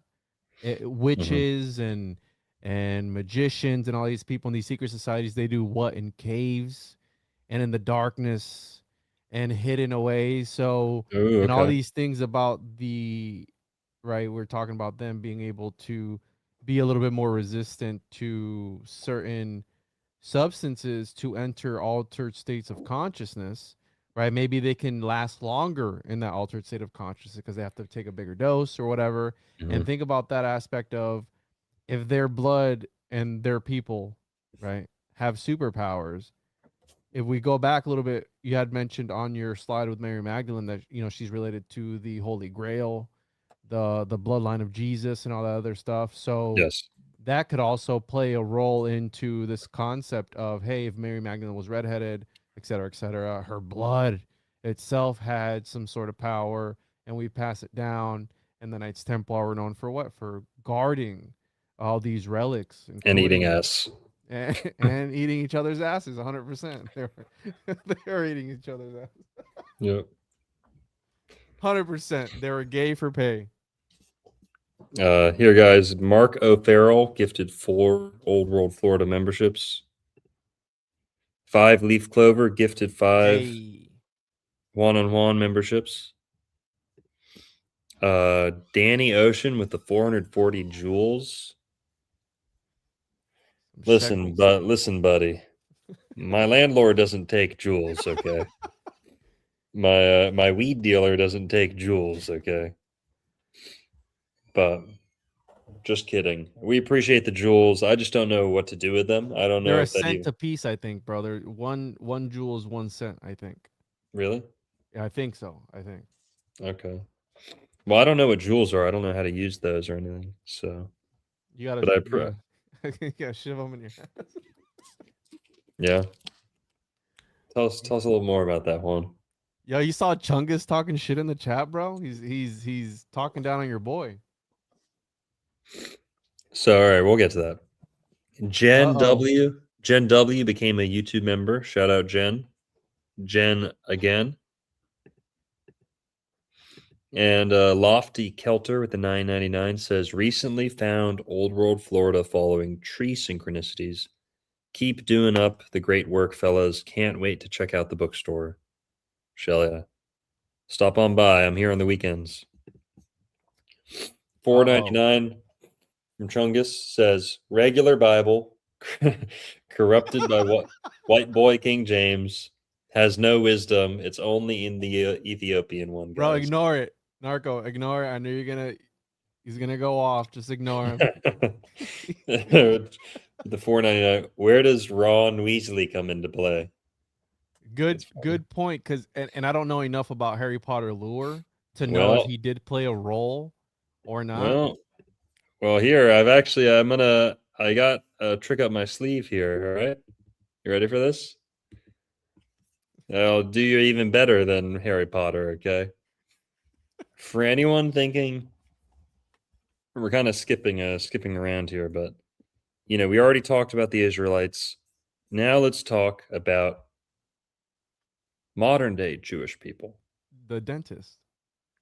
Many people, many Jewish people today have red hair. In fact, okay, one sec. Whew. All right, everyone take a breath. She's gone. uh, oh, fuck. Uh, Would so, all 100%. right. So, modern Judaism, okay? Modern Jews, roughly 4% of Jewish women worldwide have red hair. Roughly 11% of Jewish men worldwide have red beards. So hair, but definitely beards. Roughly 6% of Ashkenazi Jews have red hair. That's both sexes. Now, for anyone who may be thinking, "Oh, well, what are you talking about? I don't think red hair is a Jewish thing." I hear people say that a lot because I'm always talking about Columbus and the red hair and the pirates and stuff. Sometimes I hear people say, "Oh, Jews don't have red hair. That's nonsense. That's just one or two. That's just a couple." No, that's not true. It's actually they're extremely more redheaded than everyone else in Europe, with the exception of the Celts. Okay, they're the next most redheaded people in the world, behind the Celts and that one group in Russia. Then the Jews. So remember, guys, remember back to Jacob. Jacob and his twin brother, they kind of look very close sometimes. Their descendants look pretty close. Sometimes it's hard to distinguish, but it's not that hard to distinguish. Okay. Now I wrote Kyle from South Park there, because I was just going to mention him there, but I realized it's actually not just Kyle from South Park. It's like most cartoon Jews have red hair too. Hmm. Did you ever notice this? No. So Kyle from South Park is probably the most famous example of a Jewish person with red hair in modern times. You know, it's a cartoon character, but still, it's representing reality. Now, it's reflecting reality. Now, I started digging into that, and this is kind of a good thing because it shows we're not just coming up with this. Okay, this isn't just some random association. Like most of these shows have Jewish writers, Yep. and they did this they did this on purpose. And so this isn't just some random like theory. This is true. This is this is evident. Um, on the top right there, you have Kyle from South Park. On the left there, you have the Mort. What's his name? What's his last name? Goldman. Where's my Family Guys people? What's his name? Mort what? So it's Mort Goldman. Goldman. Mort Goldman. On the bottom right, I think that is the parents from the Magic School Bus, Hmm. and their kid is Jewish too. They say he's canonically Jewish. You know. Someone said Rugrats too, right? Oh yeah, what's that kid's name? Chuck. Is it Chucky or something like that? Let me Also, check. Chucky the doll. That's redheaded, isn't it? Oh, Judaism and Rugrats. Oh wow, 6 episodes of the series are devoted to Jewish holidays. Oh wow. Oh, The okay. Pickles family is shown to be part Jewish. So yeah, and also the teacher in the Magic School Bus is also Jewish and redheaded. So So it goes yeah, deeper than we think, huh? I mean it's well known, especially amongst themselves. Um, but yeah, Is Carl from Jimmy Neutron Jewish? I don't know. Check that. Let's You know, see. not to be mean here, but a lot of times it's like the dorky, geeky kid who has red hair and freckles, you know, and those a lot of times they're indirectly Jewish. You know, they're Mhm. sometimes it's the case without them needing to say it. But yeah, and growing up in Boca Raton, Florida, I can attest, I can I can corroborate all of this. Now we're gonna go off into some more wild territory. And by the way, is this just not like? I mean, all right, we're just not gonna. I'm just not gonna say anything. You guys, come on. You guys tell me what you think. What are we looking at here? I'm not gonna say anything. All right. It's almost like if I submitted this to like a contest or something, then they would accuse me of like having photoshopped this. They would accuse me of like using these pictures for bad or something like. You guys get what I'm saying? Like these pictures exist out there, and you don't even have to. The guy on the right there, look, the bottom right looks like the guy from Harry Potter, the actor. What's his name? Which one? The guy that plays Harry Potter. Daniel Radcliffe. Daniel Rad. Is he No, he's English, wasn't he? Oh, they can be English, Juan. Oh, he's Jewish. He is by heritage through his mother, identifying as a proud Jew despite not being religiously observant. So he is Jewish. Hmm. Yikes. All right. I guess they do rule the media. So yeah, that's a Beth Midler on the left there, and then there's just a rabbi on the top right and some other guy. But you know, these people exist. You know, you may not see them because they're not on TV and because you don't live in Boca Raton, Florida, or New York or something, but they are all over the place. Red hair is very common Is in she the one Jewish that plays people. the witch too, right? From the Disney movie? I do not know. You're Yeah, asking the wrong guy. so which Disney movie? I'm pretty sure she's the one that plays the Hocus Pocus movie, right? I don't know. From Disney, where they're like three witches. Yep. Yep. So Hocus Pocus 93 and 2022, the lead witch, Winfred Sanderson. Who is Shara Magomedov?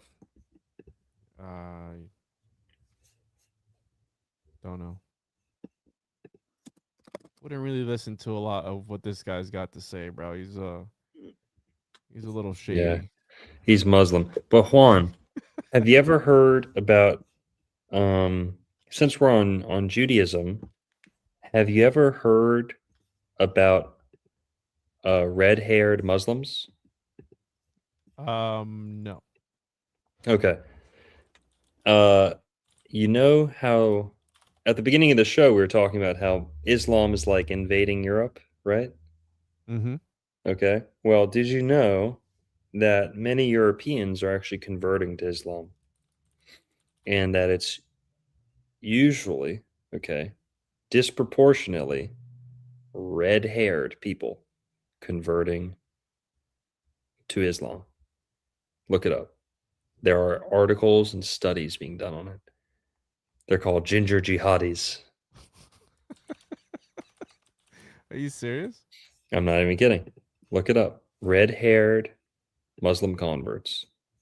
Let's see here. The ginger jihadi refers to Abdullah Elmir, an Australian teenager from Sydney who joined the Islamic State and starred in a prominent online propaganda video in October 2014. Yep. If you search Americans who joined ISIS, like They're all redhead? three of the top ones are redheads. Really? Yeah. So okay.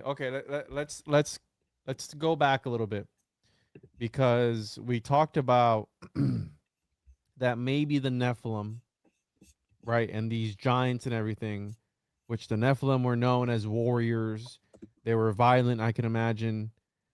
Right, there's this lineage that comes down. Is that maybe why do ginger people have more violent tendencies than others?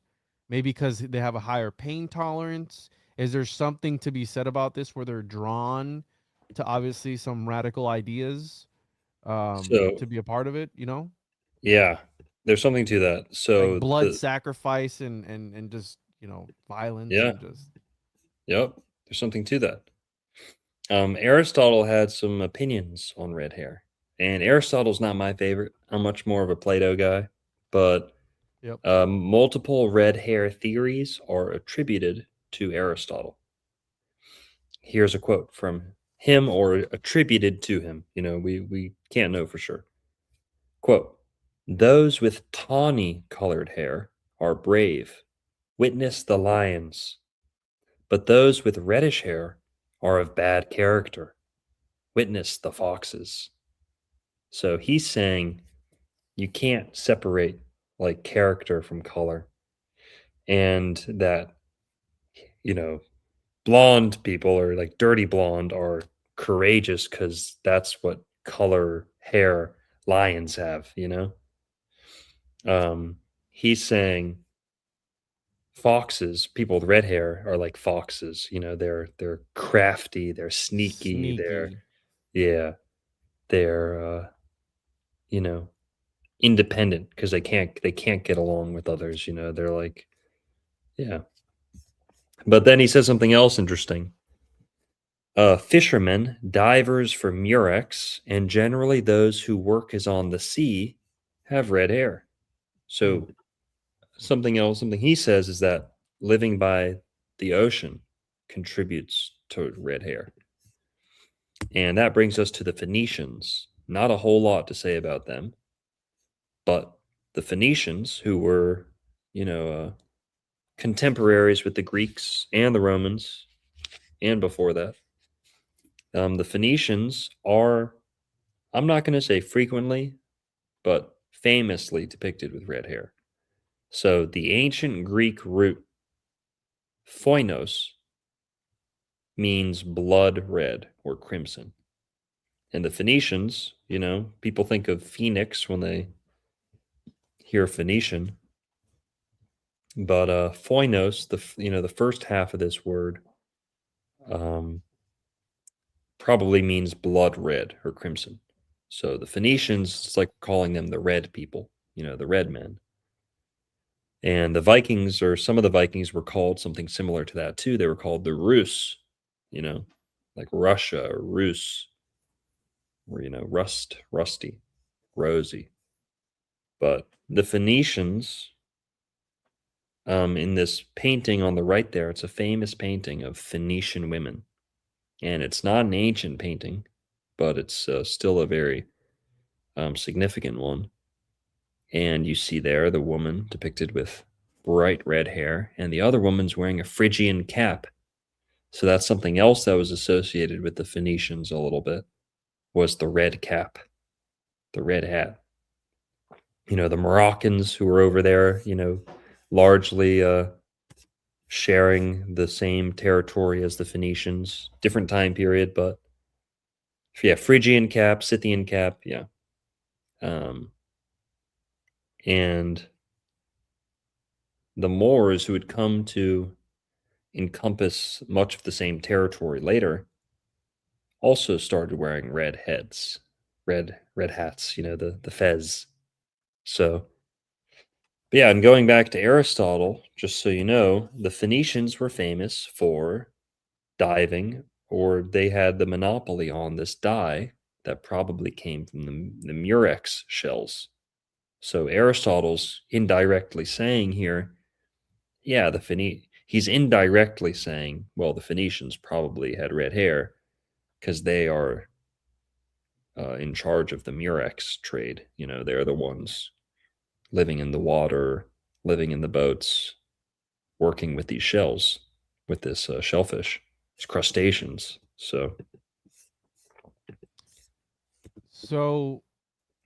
I have some notable mentions as far as redheads that are kind of tied into. I don't know if you had some. You didn't talk about that. Yeah. Two more slides. Lovelock Cave. When people hear red hair or red-haired giants, this is usually what they think of. There's a lot of kind of fantasy that gets spread about the Lovelock Cave. People kind of take it and run with it. But the Lovelock Cave, it's a cave near Lovelock, Nevada. It was quote unquote discovered in 1911, then excavated in 1912, 24, 36, on and on and on and on. I guess these are the more official excavations. I'm sure people were going in there all the time pulling shit out, but they found some wild stuff in this cave. They found a sling. They found textiles, baskets, and interestingly, duck decoys. So you ever pull into a neighborhood and see those fake ducks in the lake? Yeah, the duck decoys. Usually they're there to call in ducks, or like to call in mates, or certain ones I guess are there to keep ducks away or other types of birds away.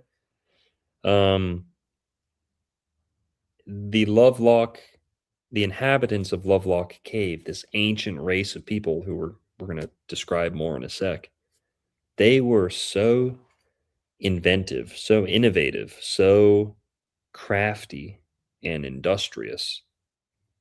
They actually built very, very accurate duck decoys. Yep, like Duck Dynasty. There's a Duck Dynasty headquarters clubhouse, and they made duck decoys. That's pretty out there. That's pretty like advanced, for Native Americans. They were making decoys to call, to bring in ducks. Pretty interesting stuff.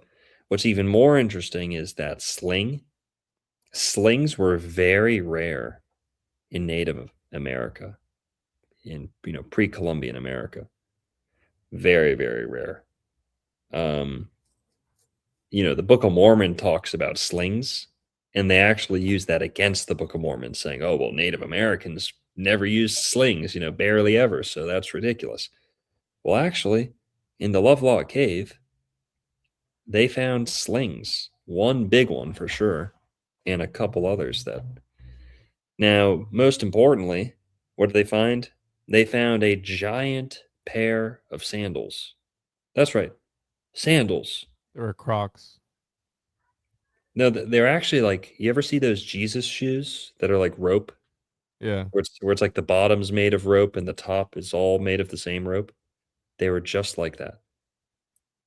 When I saw a picture of some of these sandals or similar sandals, I was like, dude, that looks like something someone would wear today.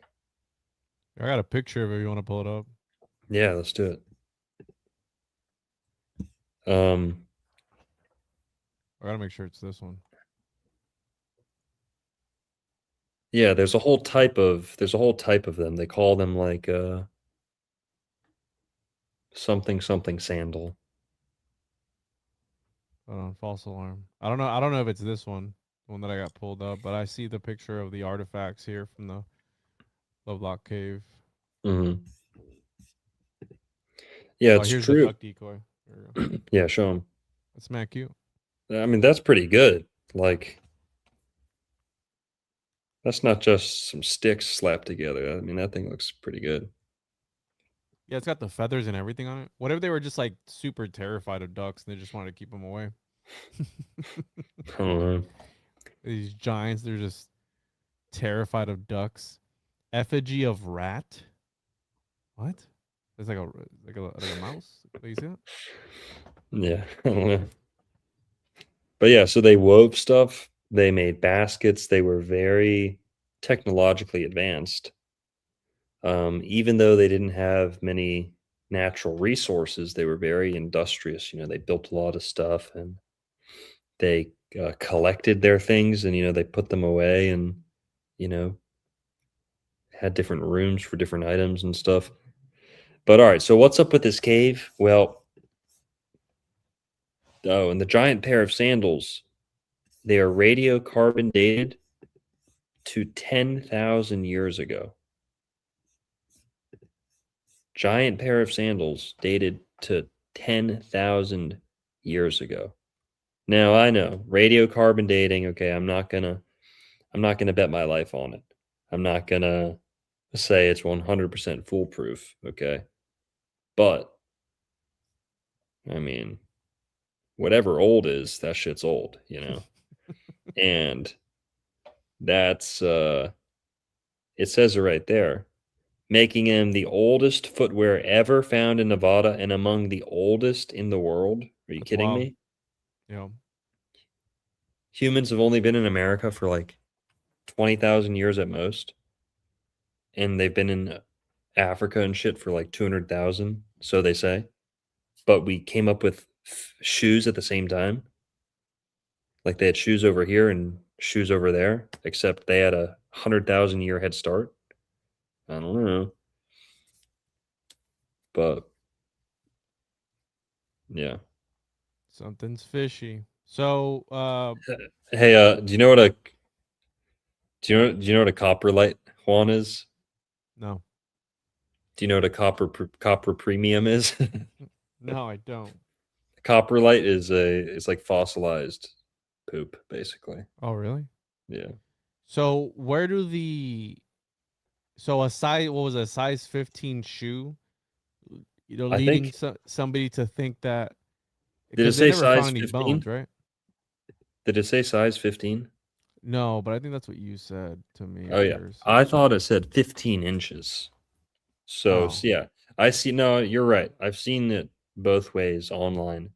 It's hard to get the exact like measurement, but they say 15-inch long shoe, and then some other people say it's a size 15. I've heard other people say it's a size 20 or size 29 shoe. that'd be ginormous. Yeah. So the concept of the giants, because I know recently on Joe Rogan they had that guy, uh, Alberino, whatever his name is, Yeah. that guy he was talking about. And I always love how all these guys they have all these sources and they can never say anything, right? It's like, oh well, one of my sources said that the Yeah. giants of Kandahar, it's not giant, it's giants, and there was a bunch of them, and there was like a whole village that they took out, but I can't talk about it because I can't reveal it. It's always this whole thing, and it just makes me think of this, where the idea comes from, and this is allegedly, right? Mummified remains of a 6 foot 6 inch tall body. Mummified remains were found there in 1911, but again, did the Smithsonian grab a hold of this mummified mummy?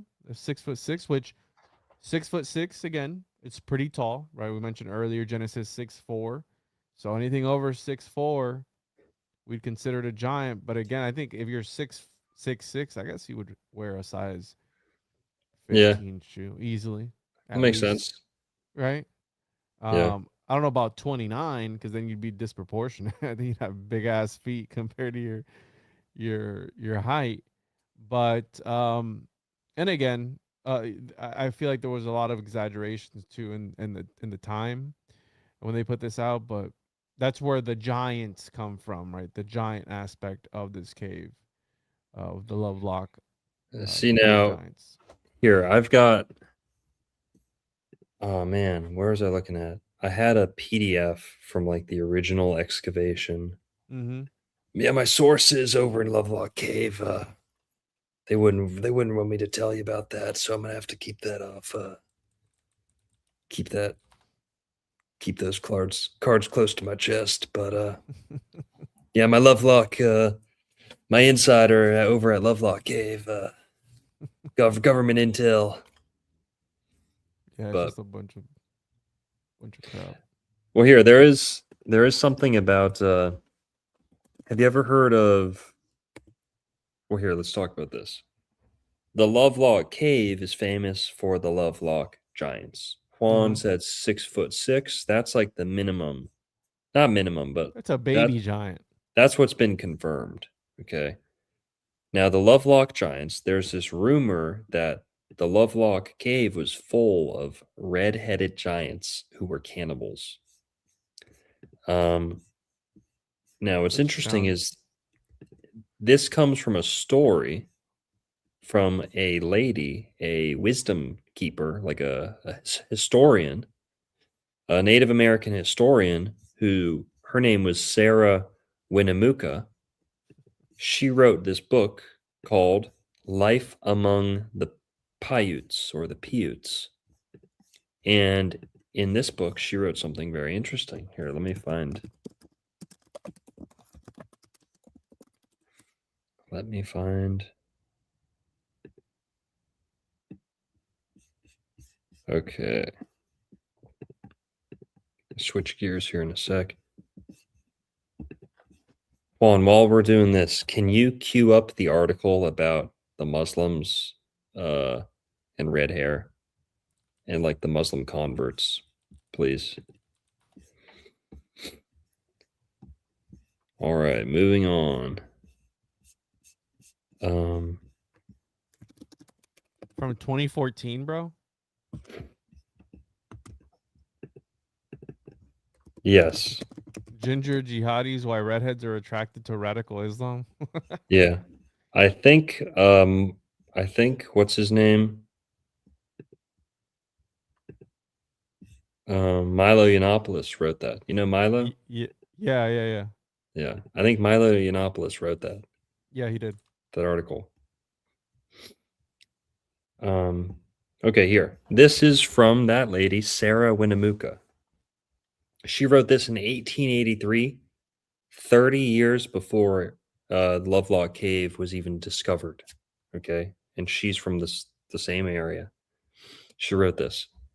Among the traditions of our people is one of a small tribe of barbarians who used to live along the Humboldt River. It was many hundred years ago. They used to waylay my people and kill and eat them. They would dig large holes in our trails at night, and if any of our people traveled at night, which they did, for they were afraid of these barbarous people, they would oftentimes fall into these holes. That tribe would even eat their own dead. Yes, they would even come and dig up our dead after they were buried, and would carry them off and eat them. Now and then, they would come and make war on my people. They would fight, and as fast as they killed one another on either side, the women would carry off those who were killed. My people say they were very brave. When they were fighting, they would jump up in the air after the arrows that went over their heads and shoot the same arrows back again. My people took some of them into their families, but they could not make them like themselves. So at last they made war on them. This war lasted a long time. Their number was about 2,600. The war lasted some 3 years. My people killed them in great numbers, and what few were left went into the thick bush. My people set the hush or bush, maybe that's a typo. My people set the bush on fire. This was right above Humboldt Lake. Then they went to work and made tule or bulrush boats and went into Humboldt Lake. They could not live there very long without fire. They were nearly starving. My people were watching them all around the lake and would kill them as fast as they would come on land. At last, one night, they all landed on the east side of the lake and went into a cave near the mountains. It was a most horrible place, for my people watched at the mouth of the cave and would kill them as they came out to get water. My people would ask them if they would be like us and not eat people like coyotes or beasts. They talked the same language, but they would not give up. At last my people were tired, and they went to work and gathered wood, and began to fill up the mouth of the cave. Then the poor fools began to pull the wood inside, till the cave was full. At last my people set it on fire. At the same tittle they cried out to them, "Will you give up and he..." Okay, there's definitely typos in here. "Will you give up and be like men, and not eat people like beasts? Say quick, we will put out the fire." No answer came from them. My people said they thought the cave must be very deep or far into the mountain. They had never seen the cave, nor known it was there until then. They called out to them as loud as they could, "Will you give up? Say so or you will all die." But no answer came. Then they all left the place. In 10 days, some went back to see if the fire had gone out. They went back to my third or fifth great-grandfather, and told him they must all be dead. There was such a horrible smell. This tribe was called people eaters, and after my people had killed them all, the people round us called us Sedukara. It means conqueror. It also means enemy. I do not know how we came by the name of Paiutes. It is not an Indian word. I think it is misinterpreted. Sometimes we are called pine nut eaters, for we are the only tribe that lives in the country where pine nuts grow. My people say that the tribe we exterminated had reddish hair. I have some of their hair, which has been handed down from father to son. I have a dress, which has been in our family a great many years, trimmed with this reddish hair. I am going to wear it some time when I lecture. It is called the mourning dress, and no one has such a dress but my family. Wow. So, before the archaeologists ever came in there, she was saying there was giants, they ate humans, and they had red hair. Pretty, pretty uh, clear cut to me. Sounds like case closed, you know? Yeah, and again, there's stories similar to that one all throughout different places as well, and it sounds a Hmm. lot like Nephilim, the giants of Kandahar, et cetera, that had red hair, and they were mighty warriors of renown, right? And they like violence and bloodshed. And I do have that article pulled up here of the ginger jihadis. Hmm. This is from 2014. Yeah. And, you know, the real kind of background on this is Muhammad, the first Muslim, allegedly. I don't know if that's true. I don't know if that's how that works specifically, or if there was his first follower was the Muslim or what. But Muhammad, who kicked the whole thing off, is said to have had red hair. Hmm. Muhammad's wife was said to be blonde or reddish, blonde. So pretty interesting. Not the picture we get today of Muslim, is it? Or Mm-mm. of Islam. So, No. but yeah, let's read some of this. So, dozens of young redheaded men and women are replacing the ritual bullying of the playground with the rituals structure. Oh man, strictures Strictures, yeah, that's right. of radical Islam, perhaps, at least according to some experts, as a result of the bullying and persecution they endure early in life. He's joking. Milo, this is Milo writing this. He's joking. He's being he's being funny. He's like, yeah, redheads got bullied so much in the playground that they became Muslim. They You've became you've likely already made the connection between ginger hair and homegrown Islamic radicals yourself, subconsciously, perhaps from newspaper reports showing carrot top wannabe jihadis from Bradford and TV clips of Auburn brothers in East London. What you probably don't know is just how vastly overrepresented redheads are in the ranks of Islamist converts. So, is he being like, is this a real thing, or is he being? it is a real thing, but he's joking and he's taking jabs at them throughout. So, but There, it's true. there are no surveys of jihadis, of course. The Quilium Foundation, a counter extremism organization, told us that no one keeps reliable data on white converts to Islamism. So news reports probably represent the best data set available to researchers. We sampled national newspaper coverage of white converts to radical Islam published between August 5th, 2013 and August 4th, 2014, excluding cases where there was no evidence of extremism or radicalization. For example, Lucy Valander, the ginger-haired territorial army private who had a sex change and became Britain's first transgender Muslim woman, was is that real? Like, I don't like this guy's Yes, writing. that Is was that real. That was really? real. Yeah, yeah. Okay, we discovered that 76% of white British converts to radical Islam had red hair. 76%. In the Daily Mail archive, 69% of white Brits lured into jihadism or the orbit of an extremist preacher were ginger. The number was similar for the Mirror and the Telegraph. The Guardian yielded a full 100% redhead rate for the stories we sampled. These are extraordinary numbers when you consider that in Northern and Western Europe, the average incidence of red hair in the general population is 5%. In other words, Islamic extremists reported on by the media are 15 times more likely than the general population to have red hair. That's pretty interesting.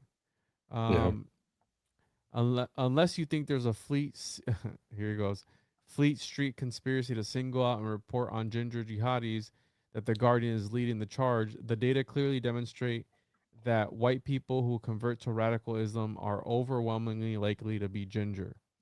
Of course, leading Muslims in public life and senior police officers have known about this for years, though they are understandably reluctant to discuss it in public until now. Fayaz Mughal, founder of Tell Mama, an advocacy organization that tracks Islamophobia, says for whatever reason, there does seem to be a number of people with ginger hair that are present in extremist activities. In no way do I suggest that the gene for ginger hair is a factor, but bizarre it is. I disagree with that one. I do think that the ginger hair gene is a factor. How I mentioned earlier about this wanting bloodshed and violence. I'm glad someone is finally tackling this thorny topic, says the director of a leading Muslim think tank who preferred to remain anonymous. I can remember having a conversation with a counterterrorism police officer in 2008 about this, and he claimed most of the converts he had dealt with are ginger. Another prominent Muslim in public life who appears regularly in the media adds, though there are no reliable statistics on this, ginger people do tend to be overrepresented in extremist circles. I'm starting to think, you remember seeing all those videos that came out like with they were super produced and they were just like blowing people up and all this other stuff. Uh, was there ever any redheads in those? Um, I don't know, but there is this famous like ISIS documentary, and one of the main guys, he's not a convert, but this famous ISIS warlord did have red hair, and he was I famous, and he Yeah, blew himself up. He like suicide bombed himself at the end of the documentary. as they do, Um, as they do. No, yeah, no, I gotta remember these are converts. These aren't actual yeah. like people from over there. So hate preacher and Jem Chowdhury, founder of the band group Al, whatever that is, has assembled nothing short of a ginger cabal of supporters and proteges, including Richard Dart, who goes by the name Salahuddin, Paul Meller, who now calls himself Abdul Jibril, and Jordan Horner, known as Jamal Uddin. News reports, documentaries, and their own promotional YouTube videos reveal the tonsorial similarities between so many of Chowdhury's acolytes. Our data suggests that they are the rule and not the exception among white converts. Yeah. Uh, so, you want me to keep going? No, I mean I think We get the that point. Yeah. yeah. And this is 2013, 2014. Um, where are we at now as far as satirical essay? So is it real or not? It is real, but they're joking. I mean, it's full of jokes. Yeah. So, all right. It's true. I mean, it's evident. Like all the documentaries or little articles I've seen about white guys from America joining ISIS, 3 of them were fucking redheads. Like Mm-hmm. 2 of Um, them 2 of the most famous ones were redheads. did you have any more slides? Because I want to bring up some notable mentions of redheads in history. No, I'm all done. What do you got? At least one of them, Yeah. which she was born on the same day as I, April 23rd. Okay. And this is interesting because we talked a little bit about witches, we talked about the occult, we talked about, some ideas of redheaded people, and Margie Cameron, which was Jack Parsons' second wife. Mm. She was the Scarlet Woman that he manifested in the desert with L. Ron Hubbard when they did the Babylon working ritual. She was the woman that allegedly manifested from that whole debacle. And it's interesting, she's a Scarlet when she's redheaded, and she's got an interesting history because when she was a there, I read her biography, and when she was like a kid, she was trying to summon the devil. She had like some sort of psychic powers, and she was tapped in. And this is a person that not only was she the Scarlet Woman that Jack Parsons, the famous Jack Parsons, summoned, but she was also, doing stuff with Kenneth Anger and a lot of these circles, these occult circles in Hollywood, which is directly tied into the whole Rosemary's Baby and that whole thing. So when I thought of redheads in the occult, 100% I thought about Marjorie Cameron, which she's a looker, isn't she? And she's Oh, done a whole bunch of stuff. Oh wow, I didn't think about this. Have you seen that show? The the hell's it called? The one that No. it's a really good show. But anyways, yeah, Marjorie Cameron. I was gonna bring her up when we were talking about Mary Magdalene and all that stuff, but I just want to bring her up and talk about her. But yeah, We probably had some could have other talked. Go ahead. Go ahead. I was gonna say we probably could have talked about Lilith too. Lilith Yes. isn't really in the Bible, but Lilith is frequently depicted with red hair. Mm. Yeah, I had some other Yeah. stuff, but I think it's fine there. Yeah. But Aleister Crowley's obsessed with the whole Scarlet Woman thing, and that kind of ties into Mary Magdalene, red hair, Lilith having red hair. But yeah, guys, everyone, thanks for tuning in. Hope you learned something about red hair. And yeah, guys, go subscribe to Juan on Juan podcast if you haven't already. And I'll see you. I don't know if I'll see you on Saturday. I'll definitely see you on Tuesday. Go check out my Jewish Pirates of the Caribbean videos posting. It's going to be a 10, maybe 11 part series.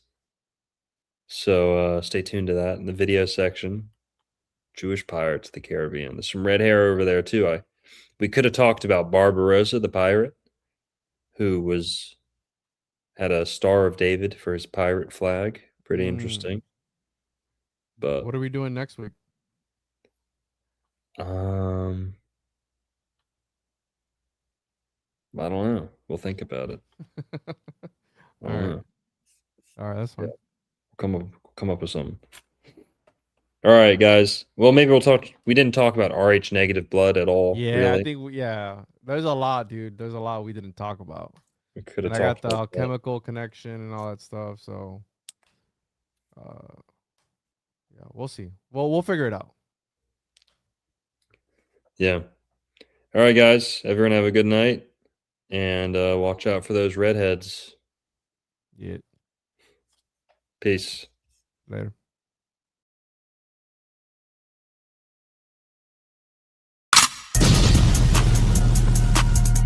Yep. Wild Indian, yeah. Hey V, line them up. I'm a wild Indian, you know I go crazy. Ain't really Indian, that boy fugazi. I just keep it player, you can never play me. You got an ass so fat, girl, let's make a baby. And another one. Then I'm back to the trap, I'm trying to double some. She a bad woke chick and I love her tongue. We some jurisdiction boys, we some one-on-ones. Look, don't compare me to no Martin dog, I'm like Malcolm X. Die about our freedom, we'll leave a crack a stretch. Round of applause, boy, you know we clapping text. Chucky dog, child's play, yeah, nigga, that's what's next. Open up the cans just like Arizona. Pull up mad stuff like we got the Rona. We set up jurisdictions when we bought a corner. How you claiming that's your hood and you not the owner? Be the B, I just pulled up in the need for speed. Free the land, tell the colonizers that they need to leave. Wild Indian up in my veins, you know how we bleed. You ain't gotta lie about who we is, dog, just keep it G. We at war, we can't keep the peace. Since we at war, gotta keep the peace. Whack a cone, then I meditate. Should I need to breathe? Keep a Olmec head when we slide, dog, cause we the shit. Like my niggas said, bitch, we the shit. I can't keep the peace. If it pop off, then I want a piece. I'm just on release. I'm in go mode, motherfuck the thieves. In these streets like EBT, when we at war, make peace with me. I don't give a damn, understand. Fuck who stole this land, white or black or tan. Understand, it's fuck who stole this land. Might have seen me get little buddy these hands. He wasn't no abo man. A lot of these dudes is Sambo man. They full of shit like my ammo can. What they call an N-word out the wrong mouth, that's an ambulance. Wild Indian, get it in advance, or you can post date it. Ask around, I'm the most hated. Straight sacred, they stole acreage. Go ape shit, show ain't shit. It won't be televised, I don't tape shit. Be the B, I just pulled up in the need for speed. Free the land, tell the colonizers that they need to leave. Wild Indian up in my veins, you know how we bleed. You ain't dog, just keep it G. We at war, we can't keep the peace. Since we at war, gotta keep the peace. Whack a cone, then I meditate. Should I need the peace? beef. Keep a Olmec head when we slide, dog, cause we the sheep.